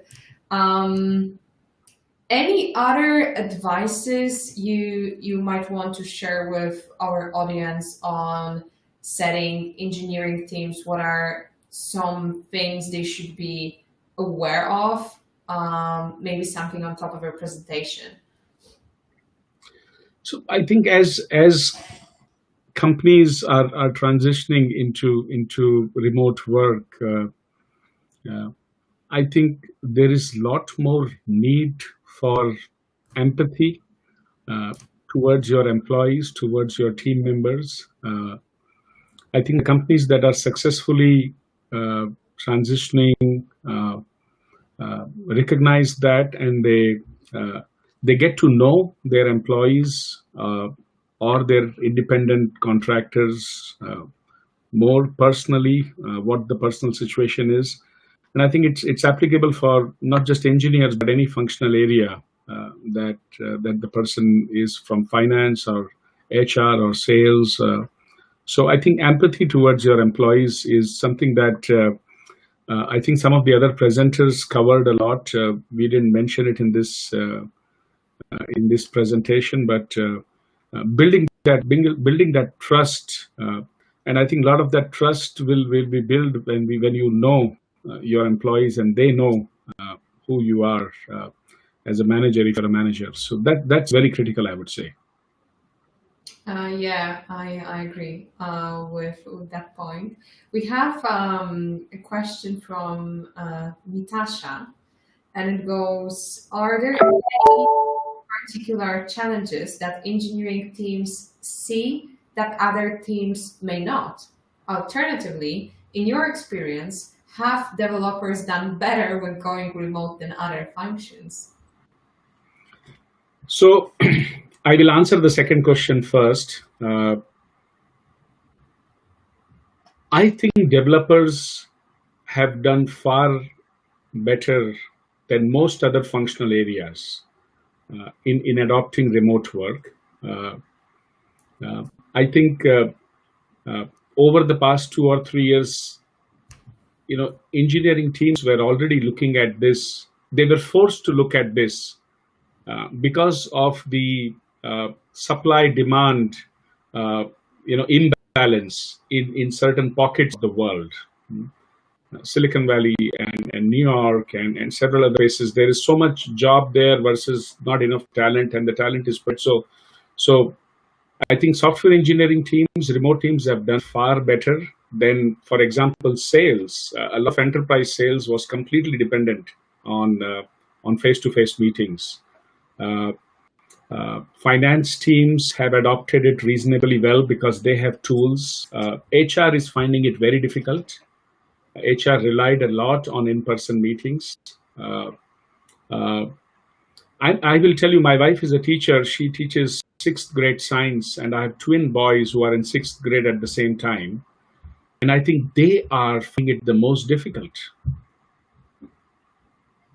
And we don't talk about it as much because it's not considered business per se, but it's the most important thing in our society. And I think teachers are finding it the most difficult, and the students are finding it the most difficult to adapt to this outside of the business functional areas. The first question.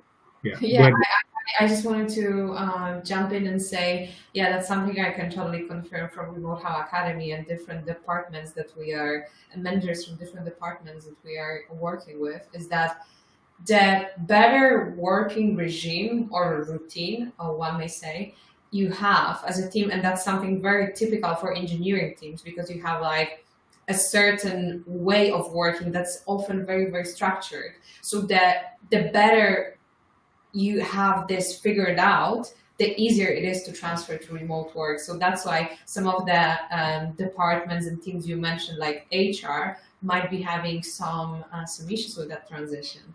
So just wanted to add this. Yeah. In the first part of the question, if you can repeat, please.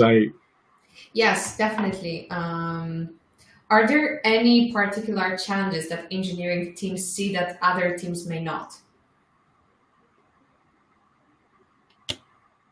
I think engineering teams have very aggressive deadlines in today's day and age. Just going back 10 years ago, engineering teams would do a product release maybe once a month, once every 3 months, major release. I think the speed at which deployment and development happens, I think that is very unique to engineering teams. Engineering teams, to me, in my mind, are the front runners. They are deciding the trajectory of how fast a business will grow. And so if you don't have the product, and if you don't have the release, and if you don't have the new feature for existing client, the rest of the organization cannot excel. So I think that is very unique in today's tech unicorns and tech-enabled enterprises. Engineering teams are truly at the front of deciding the pace at which companies will grow, and that is a lot of burden and challenge on engineering teams, which is very unique to engineering teams. Definitely, and that is why I think that is a perfect wrap, because this is why we put this session in the future of work, because oftentimes engineering teams are actually defining the future of your product, of your services, and so I think it's a key component in each organization. Thank you so much for being with us. For the people that are interested in setting up engineering teams, or maybe recruiting some more engineers to their existing teams or departments, make sure to go and check out our deals section. Turing has prepared a very, very great deal for you if you're looking for some engineering support. So thank you again, Prakash, for being with us, and until the next time. Thank you. Bye. Bye.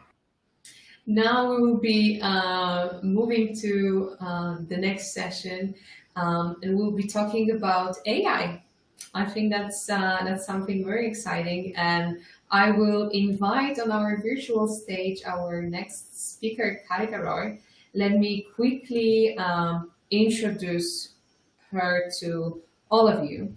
Katica is a gender economist and the CEO and founder of Denver-based Pipeline, an hour-twinning SaaS company that leverages artificial intelligence to identify and drive economic gains through gender equity.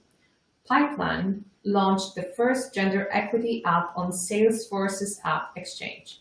The Pipeline platform was named one of the Time magazine's best inventions on 2019 and Fast Company's 2020, world's most innovative companies. In 2020, Katica was named the Colorado Entrepreneur of the Year. Katica's articles have been published by Fast Company, World Economic Forum, NBC, Forbes, Bloomberg, Huffington Post, Entrepreneur, The Hill, The Advocate, Salesforce, and Morning Consult. In 2019, her articles gained over 1 billion impressions. Wow, Katica, hi. Hi, how are you? I'm all good. How about yourself? Where are you calling from? I'm here in Denver. Okay, great. Are you ready to roll with our conversation about AI? I am. I'm looking forward to it. Amazing. So for those who, before we jump into AI and some of the questions we have drafted, of course, a reminder to everyone that's online with us, feel free to send us any questions. We'll be taking them a little bit towards the end. But before we jump into this, can you just quickly tell us a little bit about the Pipeline equity? Because I think your story and what you're doing is phenomenal. So I just want to make sure everyone knows about it. Sure. Well, thank you. And thank you for having me. Yeah. So Pipeline, I'll talk a little bit about Pipeline. Happy to talk a bit about my backstory. But Pipeline is actually a cloud platform, a software platform that increases the financial performance of companies through closing the gender equity gap. So we actually started with research. We did a research study across 4,000 companies in 29 countries. And what we found was that for every 10% increase in gender equity toward parity and intersectional gender equity, so gender plus race and ethnicity and age, there's a 1% to 2% increase in revenue. So that became the foundation for our software platform. What we actually do is we're augmented decision making. So much like you would use Google Maps or Waze to get from point A to point B, we do the very same thing for companies' human capital decisions. So I know we've got somewhat of a technical audience here. We essentially API into HR systems. We intercept HR decisions across the 5 pillars of talent, which are the main buckets of decisions that companies make about their talent. So hiring, internal hiring, pay, performance, potential, and promotion. We intercept those, run those through our algorithms, and then make recommendations. Yes, so thanks for that introduction. I love the tech intro, if you will. And now we put this chat in a Future of Work blog because we all hope that the future of work would be diverse, equitable, and inclusive, and that this is the definition of future workplaces. So why do you think AI is a key to driving that progress towards more diverse, equitable, and inclusive workplaces? So we actually fundamentally believe that AI is the tool to hardwire intersectional gender equity in the future of work. And I'll talk a little bit about why. One of the things that's interesting is that 65% of HR professionals actually agree with us that AI is the tool to root out bias in human capital decisions. So if you think about companies, they have a lot of data on their employees. And what we actually do, and with artificial intelligence, what you can do is actually ensure that each of those decisions are two things, both equitable, but also in the best financial interest of the company. So for instance, when you're making a pay decision, is that an equitable pay decision? When you're writing a performance review, are those performance reviews actually equitable? And also, are the ratings themselves equitable? We've actually found that not to be true, but that with the pipeline platform, that can actually be equitable. And so what we have the opportunity to do really in this time of the future of work and embracing advanced technologies is to ensure that we actually can move toward gender equity and move toward gender equity at scale. And that's mostly a lot of the work that we do, but it's particularly important right now during remote work and future of work. Yes, to everything you said. But we're sharing a little bit about that yesterday, that these are, a lot of businesses enter the survival mode. So why is now, in the midst of this chaos, global pandemic, racial awakening, I don't know, like 2020 is just a crazy year. So why do you think this is the time for companies to use AI to support their diversity, equity, and inclusion strategy? So a couple of things. One of the things that we saw after the Great Recession of 2008, as we were looking at the recovery, was that companies who put equity in the core of their crisis management strategy actually far outperformed those that didn't. They increased the velocity of their recovery. Just to give you a sense of what that looked like, companies that didn't put equity in the core of their crisis management strategy actually saw their stock price drop by almost 15%. Those that put equity in the core of their crisis management strategy actually saw their stock increase by 35%. You have a 50-point change. So we have that piece, right, which is about economic recovery and the velocity of that economic recovery. The other thing that we've seen during the pandemic in particular is, and sort of this social distancing and remote work, is an acceleration by 5 years of the adoption of digital. And so we're there, right? We are 5 years from where we thought we would be at the end of last year. And then the last piece that we've also seen is that there is an advancing, and it was interesting, in your last session, someone asked, well, what should developers be looking for in their companies?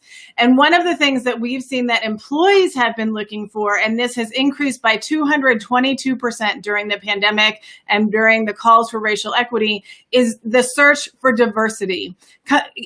Employees are actually looking for not only what does your company say about diversity, equity, and inclusion, but how are they actually living that pledge, living that commitment? And there's been a very large push to see, what are you actually doing? We saw this week the World Economic Forum release the recommended metrics around people during stakeholder capitalism, and this will just continue to accelerate.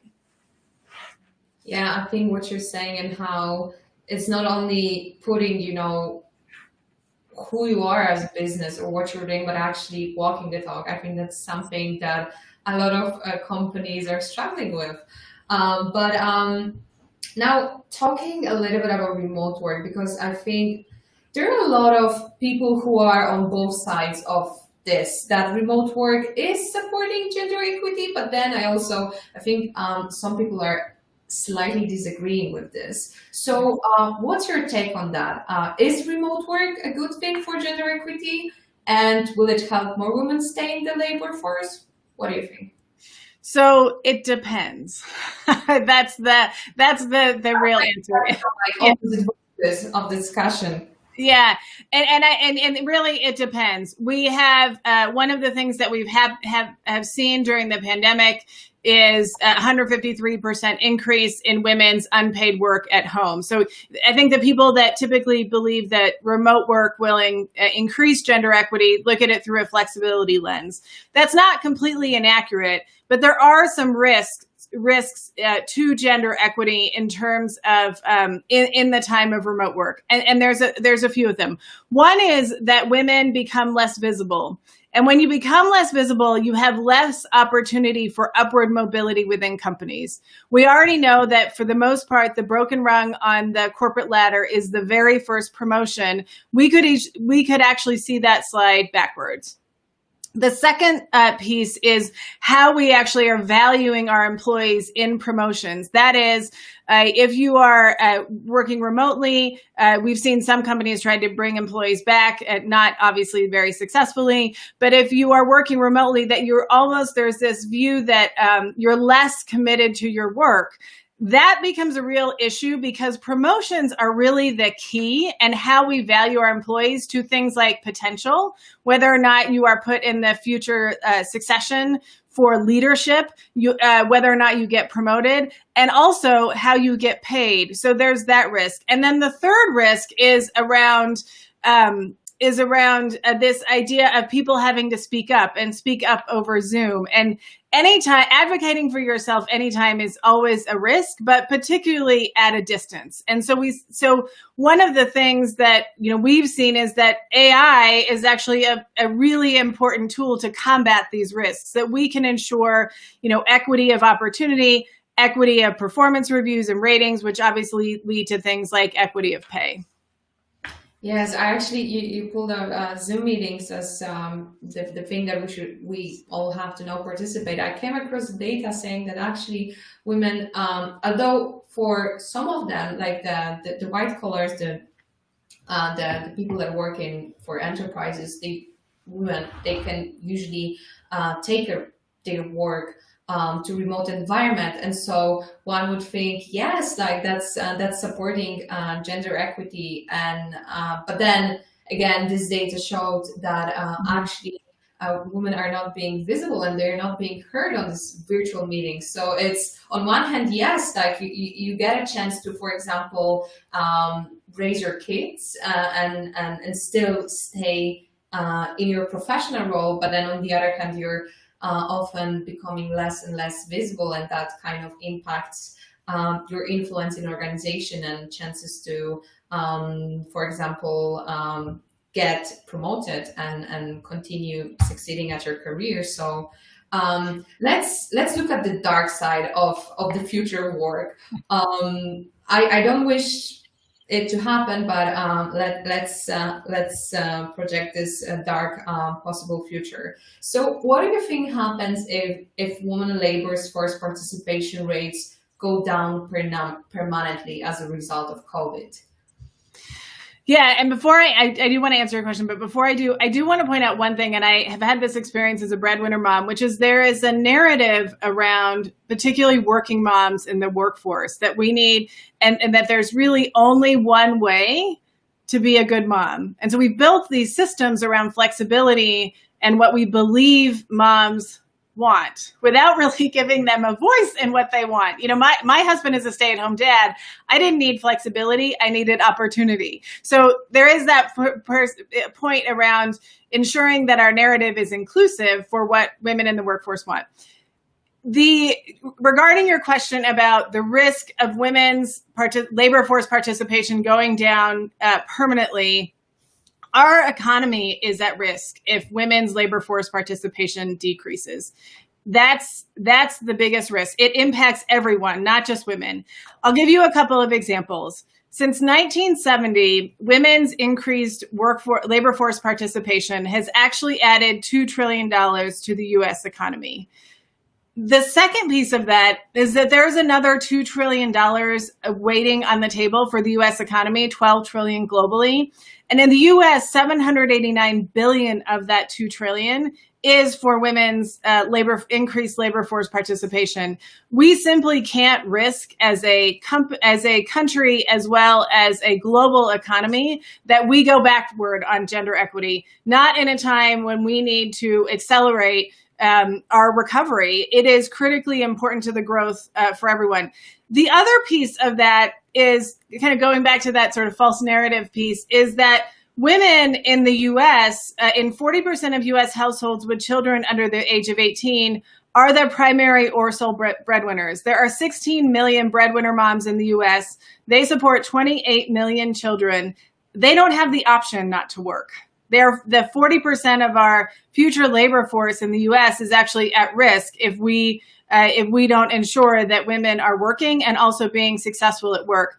One other piece of that is that breadwinner moms actually have the largest gender pay gap of any cohort of women in the US. It's actually 66 cents on the dollar. So that's also another important metric that we should not take a step back on during the pandemic. Well, our audience is loving what you're saying, so kudos to you. Well, you really know your stuff, and you're reading me like hooked on phonics. Wow. Yeah, definitely. Thanks for sharing all the insights. And now, I have a question for you, because I think we have a mix of audience of women of all ages and different positions coming from different departments. But what would you say to those who are yet to speak about gender equity in their workplaces? They have to just start first the conversation and then take some actions. What would you advise to them? You mean companies or women? Women who want working for. How do they raise the issue with their companies? Yes, exactly. Yeah. That what we have found, and you can download this report. You can go to pipelineequity.com/equity for all. So you can download the report. All you need is an email address, but it's free. Is that in addition to the research that Pipeline has done, that there are about 15 key metrics that improve when you have equity. So it is not only the right thing to do for companies, it's actually the smart thing to do. And it is even more important at this time because of the economic fallout from COVID-19. So I mentioned in the beginning the research that we did across 4,000 companies in 29 countries, which showed that for every 10% increase in gender equity, there's a 1 to 2% increase in revenue. I would always start with the business case for why companies should do that. And you can obviously look at the Equity for All report for more information. Yeah, I think that's definitely, data is always great conversation starter. We're underlying this when some companies are approaching us, like how can we convince our leadership team about remote work? And then I'm like, just think about what are their goals and just use their language. And data usually does this. So yes, now I wanted to share with you questions from our audience, and let me start with a question from Flor, and that's a really good one. So I'm also really curious about the answer. What do you say to people who say that AI relies on the programming established by people who have unconscious biases? How does your platform guard against this? That's a great question. That is a great question. So that is how so there's really so let me just start with this. We know globally is that we have a 28-point intersectional gender equity gap in AI professionals. That is a huge risk to us. And in 2 years, it's projected that 85% of all algorithms will have bias. So we should be paying attention now.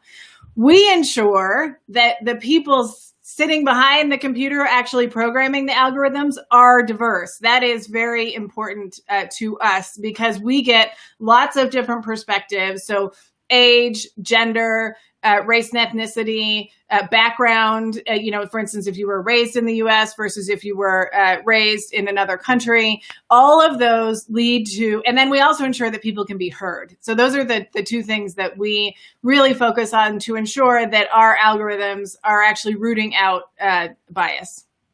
Yeah, and I think that's a great example for all the tech folks and tech companies that are listening now to us.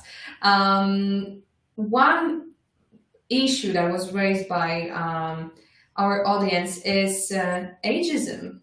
So nobody seems to be speaking about ageism that exists as well in tech industry. So how do you see companies in this field positively addressing this persistent issue?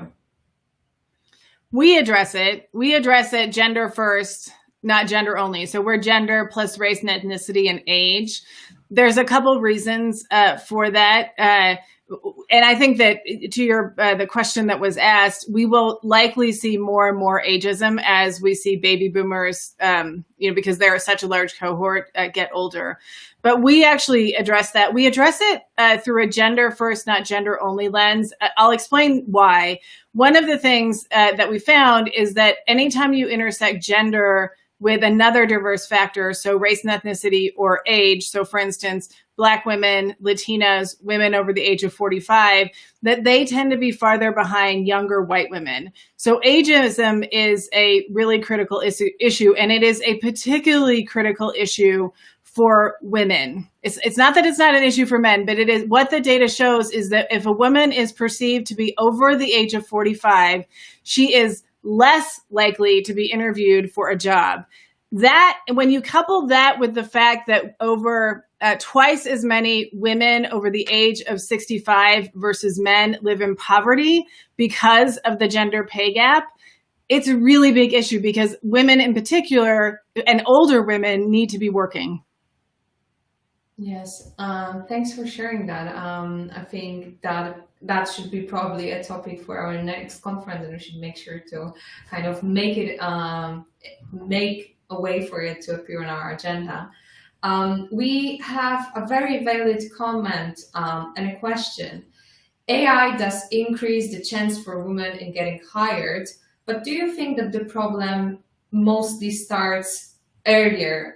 For example, women in STEAM studies. Well, yeah, the research, you mean in terms of the bias? I assume that's the question. When does the bias doesn't start once they get hired? The bias starts when they're actually in tech? I'm just going to, you want me to just assume that's what the question is? Yes, let's assume. Yeah, no, it's fine. So what we know is that bias actually starts, and I'll address the tech piece specifically, but overall, bias actually starts when girls are about 5 or 6 years old. It starts in school when girls are less likely to be called on. Those sort of biases are they learn that, and it's and what girls can be good at versus not be good at. I will tell you one quick story. My daughter is 9 and my son is 13, so she was my second. And when she was little, one of the things that I noticed was that people would always comment on her looks. They would say, "Oh, she's so cute." And they never did that to my son. So I taught her to say, "And I'm smart too." And I did that not only because I wanted the people who were saying that to realize that, because what I wanted in her mind was that every time she heard someone compliment on her looks, that she would also hear that she was smart. So anyway, back to what we find is that for STEM in particular, so technology and coding, is that around the teenage years, there is a fallout of who they believe can actually be successful in tech. What does the tech industry actually look like? What could I develop tech for? I think that's another piece of it. And so it doesn't actually start with hiring. It actually starts earlier than that. The other piece that I would address is that there's a lot of focus on hiring diverse talent, but we don't talk enough about how we ensure equity once that diverse talent actually arrives in our workplace. And that is actually the most important factor to attracting and retaining diverse talent, to ensure that your existing diverse talent is successful, not just in their current role, but across your company. Now, slowly wrapping this up, what is the future of work that you're hoping for, and when do you think we can make it? We can make it now. So the future is now. The future is now. The question isn't whether or not we can achieve gender equity, particularly amidst the fourth industrial revolution, coupled with things, whether you call it the Great Reset or the new normal, whatever you call that. The question isn't whether or not we can achieve gender equity. We have the tools, cloud computing, artificial intelligence, to make that a reality. The question is, will we choose to?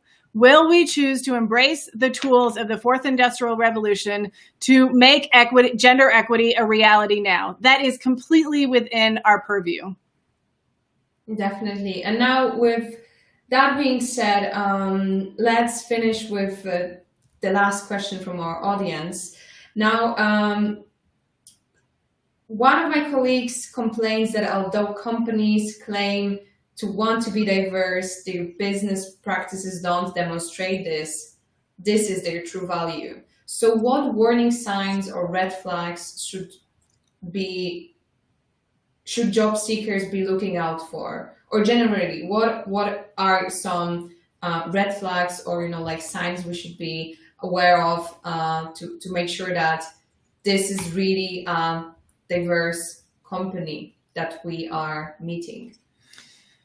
So this is the challenge that one of the reasons why we created the Pipeline platform, because 78% of CEOs actually put gender equity, intersectional gender equity in their top priorities. Unfortunately, to the listeners or participants' question, only 22% of employees regularly see it shared and measured. So there's really a difference between making this commitment and living this commitment. And from an employee perspective, the difference between what is my employee experience, my lived experience in this company going to be, and is it going to match the promises that are actually being made? So the things that I would look for is who's on the website, who's on the executive team, and is there diverse talent, particularly women of color, in non-traditional female roles. So not just the head of HR, the head of marketing, but for instance, the CTO or the COO or the general counsel, the chief legal counsel of the company. And then the other questions that I would ask would be, how do you use your HR data to ensure equity with the decisions that you're already making?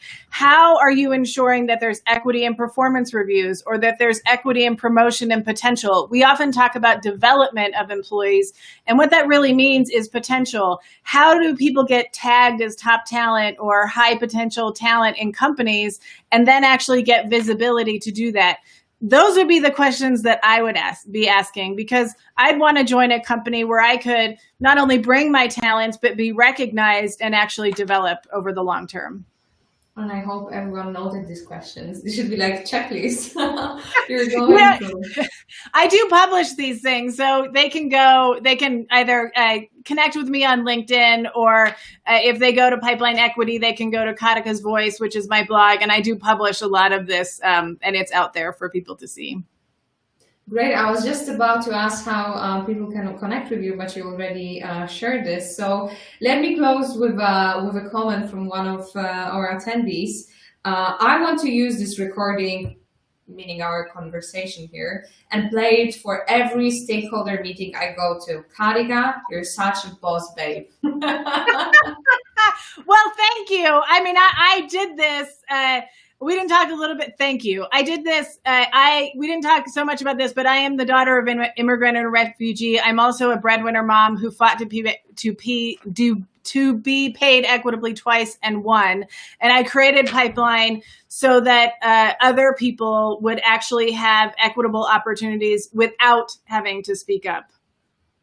And I think that's amazing. I know I'm personally championing you, and I know our speakers are now your fans and of everything you're doing. So thank you so much for finding the time and finding space in your busy calendar to chat with us about AI and how it can impact future of work, hopefully with more gender equity and more diverse workspaces all over the world. So thank you so much, and until the next time. Thank you for having me. Bye, Katica. Bye. Whoa, what a uplifting and inspiring chat it was. I don't know how about you, but I feel like Wow, it's good to know that someone has your back, you know? So, wow, I guess I just have to take a few breaths in and let the air out. And also, I guess all the emotions are rising because we are heading on to a very last session of Remote Future Summit. Wow, it's been 2 days, 2 days of almost constant live stream, breaks in between, and it's been a great joy for our whole team. So make sure to let us know, how did you enjoy it, how did you like it, and yes, just feel free to share your experience either on our streaming conference streaming platform or on the chat here. And before we will move to our last speaker, let's see for the last time the animation for Remote Future Summit 2020. And after a short video, we'll be back with Jerome and his keynote.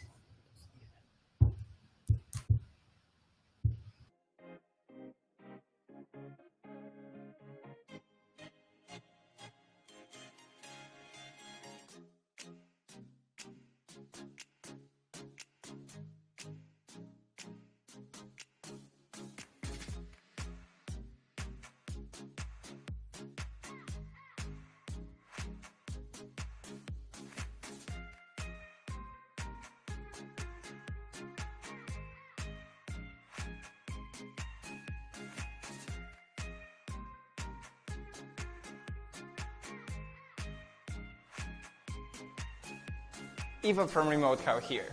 We hope you enjoy the conference. If you're looking to take action after listening to our inspiring speakers, you are in the right place.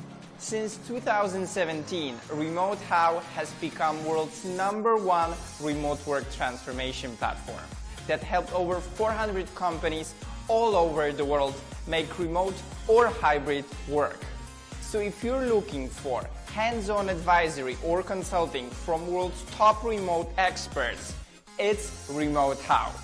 If you're looking for best-in-class learning and development programs for managers, for HR professionals, or for individual contributors, it's Remote How. Last but not least, if you're looking to join a community of professionals from all over the world, it's Remote How.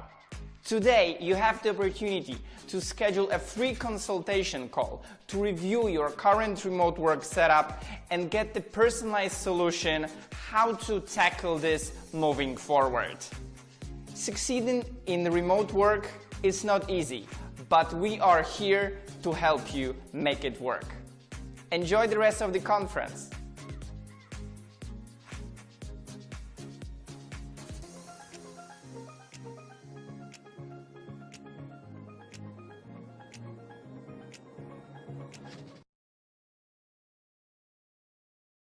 It is my great pleasure to announce you the very last speaker of Remote Future Summit. But whoa, what a bomb we have prepared for you. So welcome on our virtual stage, Jerome. He is an entrepreneur with his heart in recruiting and soul in technology.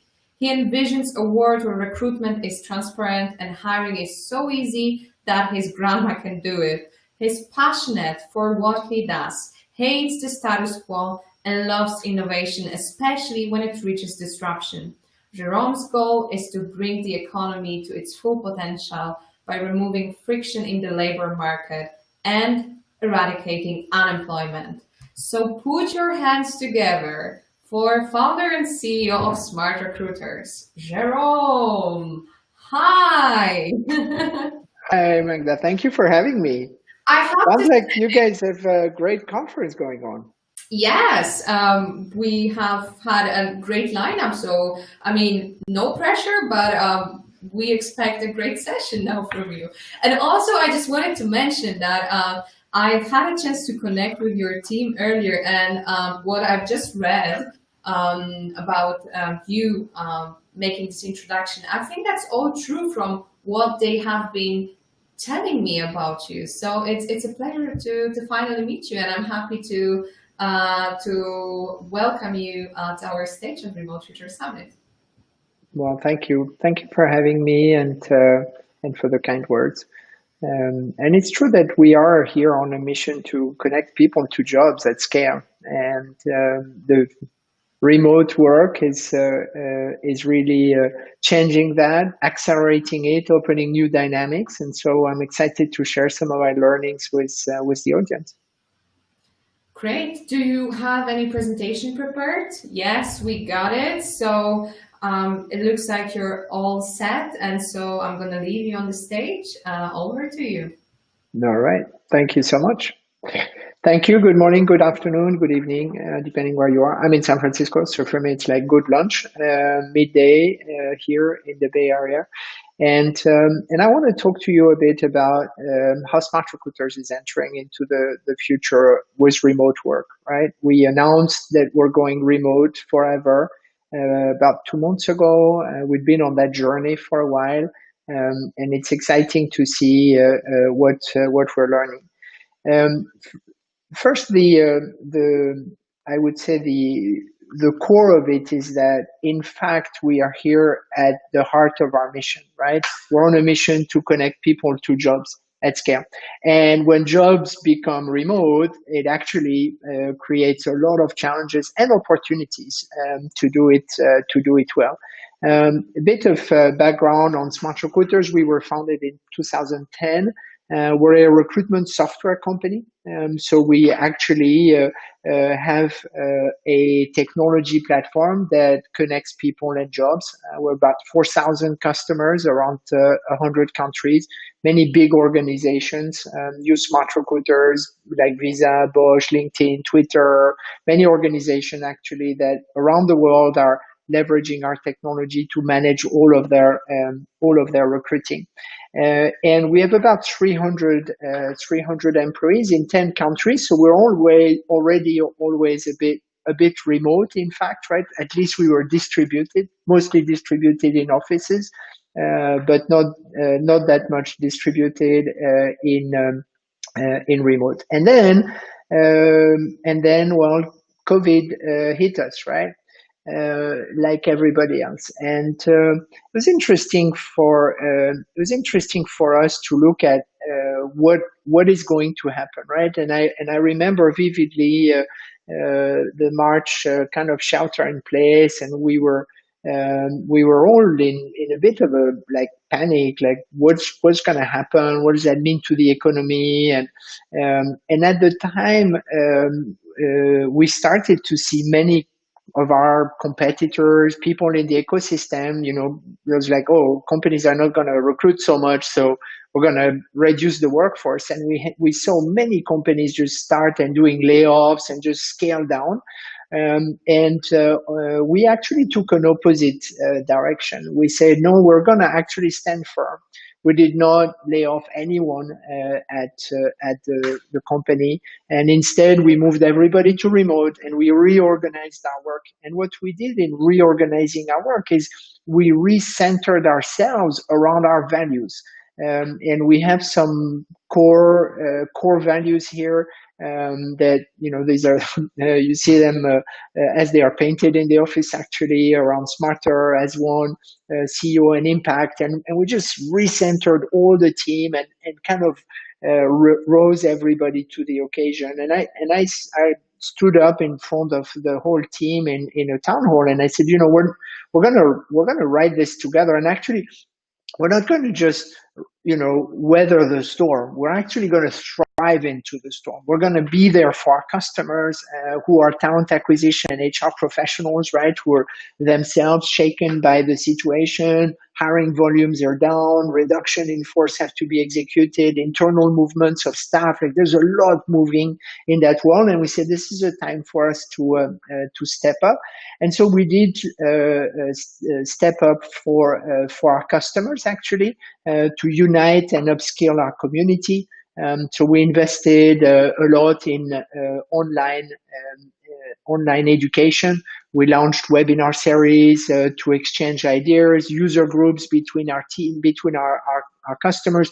We launched a free certification program, so people who were using some SmartRecruiters could actually get finally certified, which is normally a fairly like a 2-day training. And we launched the Hiring Success Masterclass. We've had 7,000 recruiters and TA leaders around the world take a masterclass and upskill themselves. So we really kind of leaned in and invested. And then we went out on the market pretty aggressively in generally helping companies say, okay, what should we do out of it, right? And the truth is that this situation has created a perfect opportunity for organizations to upgrade their recruitment technology, right? To upgrade their recruitment system. Because if the hiring volumes are low, then that's actually the perfect time to change and to upgrade your ATS, right? It's pretty clear. It's like changing the engine of a car, right? It's a lot easier if the car is parked. And so we've seen an acceleration, in fact, of digitalization in larger enterprise. And we announced record results for the first half of the year. We were like up nearly 100% year over year in new sales. So like first half of 2020 versus first half of 2019 were like double in new customers acquisition. Our net promoter score just went through the roof, and our employee net promoter score went up. We're at like positive 44 on our eNPS, right? So something happened there around our customers, around our market, and most importantly, around our team. So then once this initial reaction was there and we felt, okay, we can work remotely, it's fine, and we can really add value, and we reorganized our lives, then we started to look at, what does it actually mean long term? What does remote first mean for us? And how do we make this a core part of our DNA for employees? What does it change for our hiring strategy? Obviously, what does it change for our product innovation, right? So we released a complete new platform in July dedicated to remote hiring to ensure that you have good distribution of work across remote teams, that you have good scorecards and interview capabilities so you can actually hire without bias across different geographies. And this is really one of the first things that happens is that when you say remote, the first thing it means is, well, it means you can hire anywhere, right? I mean, for all I know, our next superstar data scientist might be a mom at home in Brazil, right?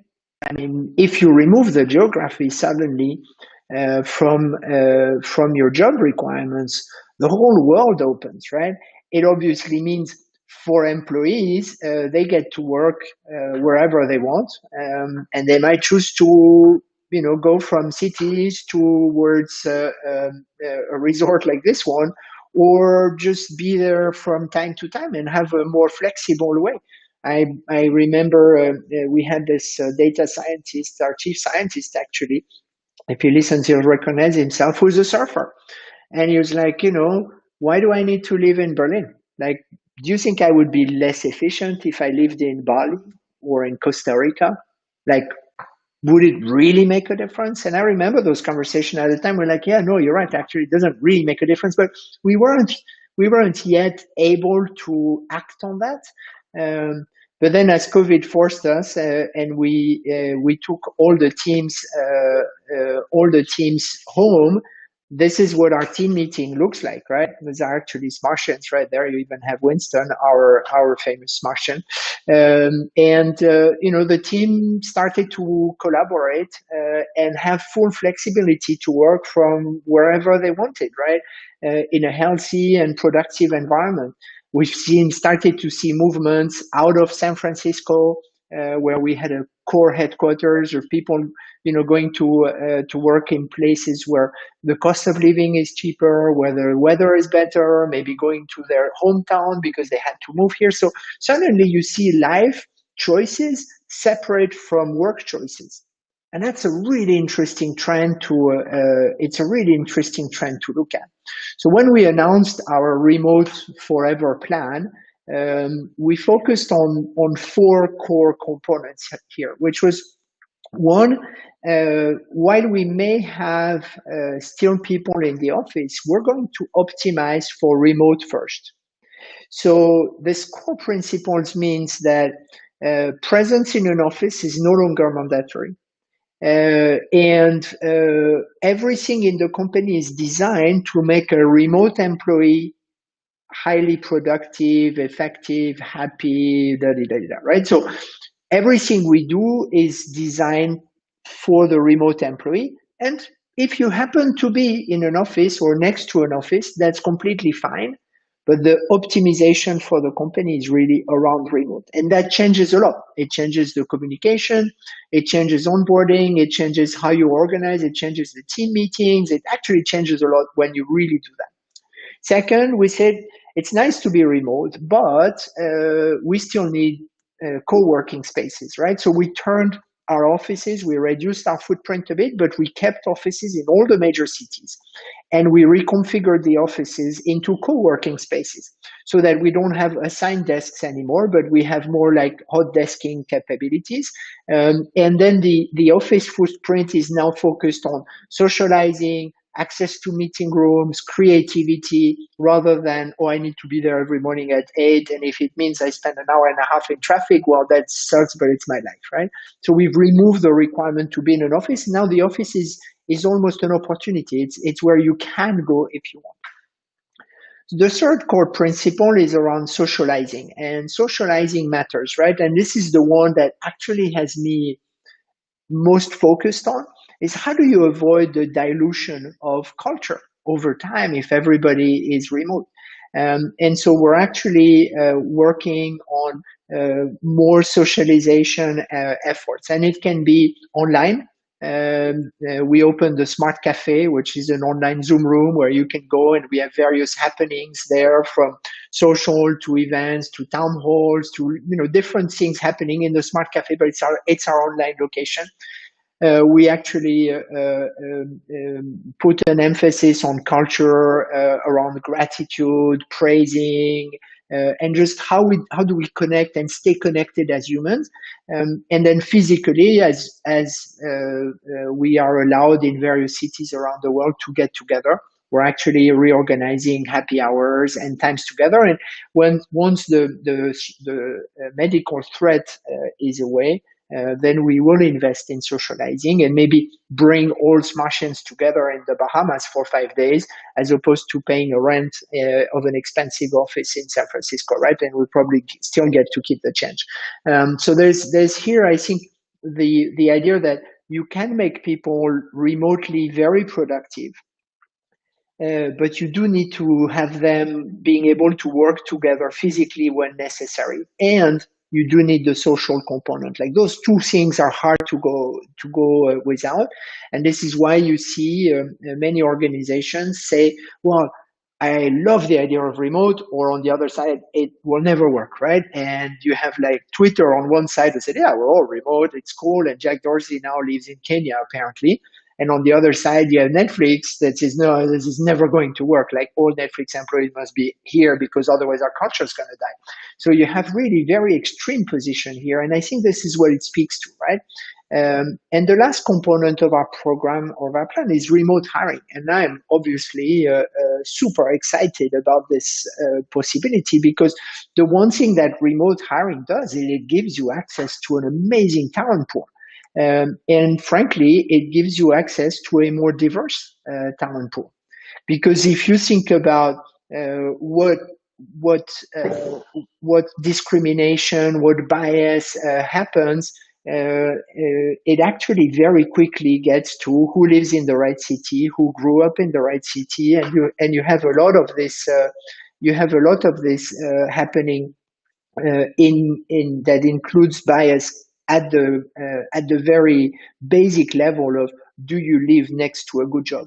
And I really like the idea that jobs are now going everywhere. And I made a joke to our board the other day. I said, well, you were talking about the San Francisco office. And I said, well, we're not going to need such a big office in San Francisco because, and anyway, I'm personally moving to Costa Rica. And they're like, wait, what, Jerome, you're moving to Costa Rica? I said, no, yeah, I mean, this is a joke, but frankly, would it make a difference if I lived in Costa Rica? And what does that mean is like, oh, now in Costa Rica, there is a job for a CEO of a tech company.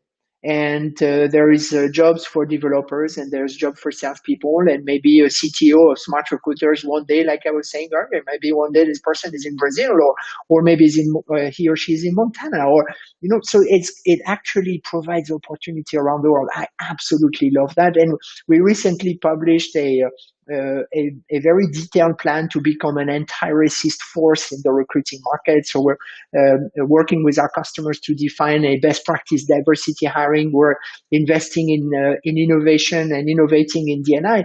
I think a big part of that is just get rid of the location and open the door to a very diverse team. And I mean, obviously, this is going to be a long journey, right? I don't think that anybody really has figured out how to make remote work on the long term. Sure, I can get you a computer, a chair, and so on. We have Zoom, it feels right, productivity is okay. But then culture gets diluted, tension rises, teams are a bit more nervous, communication is a problem, collaboration is a problem. So even if jobs are digital, there's a lot of learning here. But I think as long as we keep ourselves really focused on our vision, and that's valid for every company, right? Our vision is to connect people to jobs at scale. That's what we're focused on. But if we stay true to that purpose, then we actually will find those learnings, teach each other how to work, and make the best of the remote first world to actually become a better provider for our customers, a better provider for the candidates, and really include this and open up as a real opportunity in the market. So we're kind of at a stage where we're embracing the risks and understanding where we go. Lots of uncertainty and a lot of things to learn around those core things, making people productive remotely, ensuring that they do have access to a collaborative environment to work, investing in social because social is a must, and then widening your talent pool and therefore the diversity in the organization. And so I don't know if there are questions, but I'm happy to answer any questions that the audience might have, Magda. And I mean, for us, it's a journey and it starts here. Wow, what a beautiful motto to I guess finish with. I loved your sharing. I loved the story, how you're transitioning into being a fully remote workplace. And so does our audience. Lots of kudos for you for sharing openly your plan, and also that it's uncharted territory that you have to yet discover. So one of the questions that we have is, who is owning the process inside your organization? Is there a head of remote or someone who has been named just to take this very process under his or her responsibility? So if you could share about the ownership of this transition. Yeah, we did appoint a director of remote operations. So it's a newly created team, and in our case, that person owns also systems and collaborations. So also has a system element, but is directly responsible for all remote operations, and that means makes Martians productive at home, keep the co-working offices open, operational, and friendly, and help us plan and evolve in the world of remote. Well, I guess that's wonderful that you have, like a person who can fully concentrate on this. So We have a very interesting question about one of the controversies on going fully remote, and it's about money and the salaries. So there is this thing in the remote hiring space about changing salaries based upon the cost of living where the employee is located. So what do you think about this growing practice? Should companies set salary based upon this, or should salary be based on skill level, experience, and other factors? I think salary should be based on skills, experience, but the other factor is where you live. I mean, it's very clear, right? Very simple. You live in France, you have all your social security and your retirement and everything paid for by the government through taxes. You live in the US, you have none of that. Okay, well, if I give you the same salary, that's kind of unfair, isn't it? Right? Or you live in San Francisco, you're going to pay $5,000 a month for a miserable 2-bedroom. But if you live in Montana for $2,000 a month, you're going to enjoy a mansion. That's kind of unfair as well, right? So you do have to align salaries to standards of living, and frankly, also to local legal regulations, right? Which is more problematic, and governments are going to have to adjust here, right? And they're already moving in all sorts of directions, not making the life of businesses easier. But I think we're going to see, in the same way that you see tax dumping between countries, like come to my country, I think we're going to see a lot of laws that are going to be very, very friendly for remote employees, right? Like Barbados announced, you get a 1-year visa. Come over here, right? Our tourism is down. We need some remote workers. And I think they're absolutely right. So you need to adjust for countries, and you need to adjust within countries for standards of living. What we did at SmartRecruiters, and it's not fully baked yet, as in it hasn't been announced to the Smartians yet, but the intention is we're going to define a base salary for every job. And then we will have a bonus depending on the city where you live, right? So you'll have a top up if you live in an expensive place, and if you don't, then you don't have this top up, right? So we're thinking about it rather than reducing your salary. We're thinking this is the job. Oh, you happen to live in Manhattan? Okay, fine. You're getting a little extra for standards of living, almost like expats would get when they move out to other countries, kind of principle. There's a lot to learn on that, and we're working with other portfolio companies at Insight, which is one of our investors, to kind of define the best practices. But I do think you need to adjust, yes. Sorry, it was a long answer, but a very important topic. Yeah, definitely. And I don't think, something what we're trying to share during this conference is that it's not always black and white. I mean, you can go many directions. You just have to be conscious about the pros and cons of different solutions you might take. So definitely very fulfilling answer from your side on the topic of the salaries that I know it's important for many people and for obvious reasons, I guess. Yes, of course. And it gets tricky. Sorry, I was just going to say it gets tricky. It's like, well, you live in Costa Rica. No, I'm there only in winter. Oh, okay, yeah. So then how can you adapt constantly your payroll? Exactly. It doesn't work. So you have to find a good balance. Yes. Yes, definitely. What would be your advice for companies who are they are just in the beginning of their journey with remote work? How to take a first step, where to start? So first, I think going remote is going to happen to you if you don't decide to do it. So that's the first realization. This is going to happen, right? And it will happen slowly if you really, really resist. But at some point, you're not going to be able to. At some point, you're going to have amazing talent that, oh, my husband just got promoted over there. I need to go. Shall I resign, or can I work from home over there? Oh, we have this great candidate, but they cannot relocate near to our office. Can we not hire them, please, boss? Right? It is going to happen. So you are going to find yourself in a remote environment.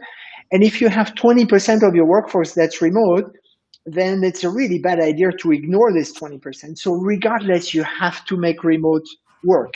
And once you make remote work, then you can question, well, actually, why do we have people in office? What difference does it make? And now you are fully in the world of remote. So I would say if you're still on the fence, oh, I don't know, should we go remote? Should we not go remote? I have news for you. You are going remote, whether you like it or not. I love this, and I think the sooner we realize this, that the better we can prepare ourselves and our organizations for this. Since that was a part of the blog about the future of work, I want to close with the question from myself. So, what is your wish and hope for the future of work? Oh, I envisage a world where opportunity is equally distributed amongst communities and countries around the world. And I think this is the digitalization of our economy and the globalization of our economy is a perfect opportunity to actually finally spread wealth, opportunity, education around the world, right? I think we have this, rich and poor, west and not west kind of view of the world. This is going to break it. So I am really excited about seeing more and more jobs and more companies operating across markets. So people in Africa don't need to migrate to Europe to find a job, and work is equally distributed. I think this is an amazing opportunity for everybody. Yes, and I guess let's make it a closing note because I think that's something we all are wishing for.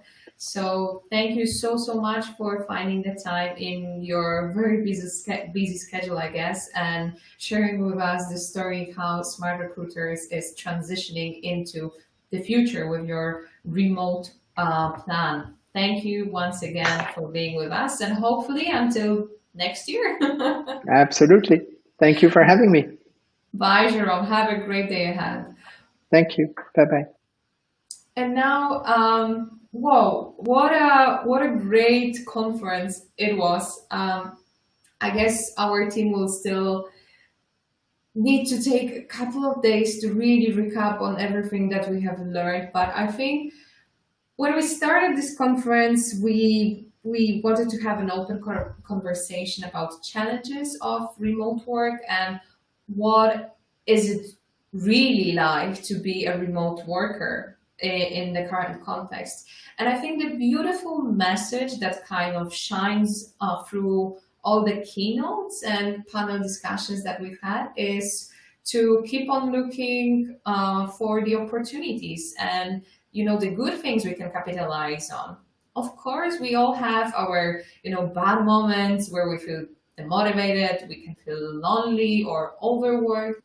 It's not always easy, but if we focus on opportunities and looking for solutions, I think we all as a community can get through all the challenges that are ahead of us.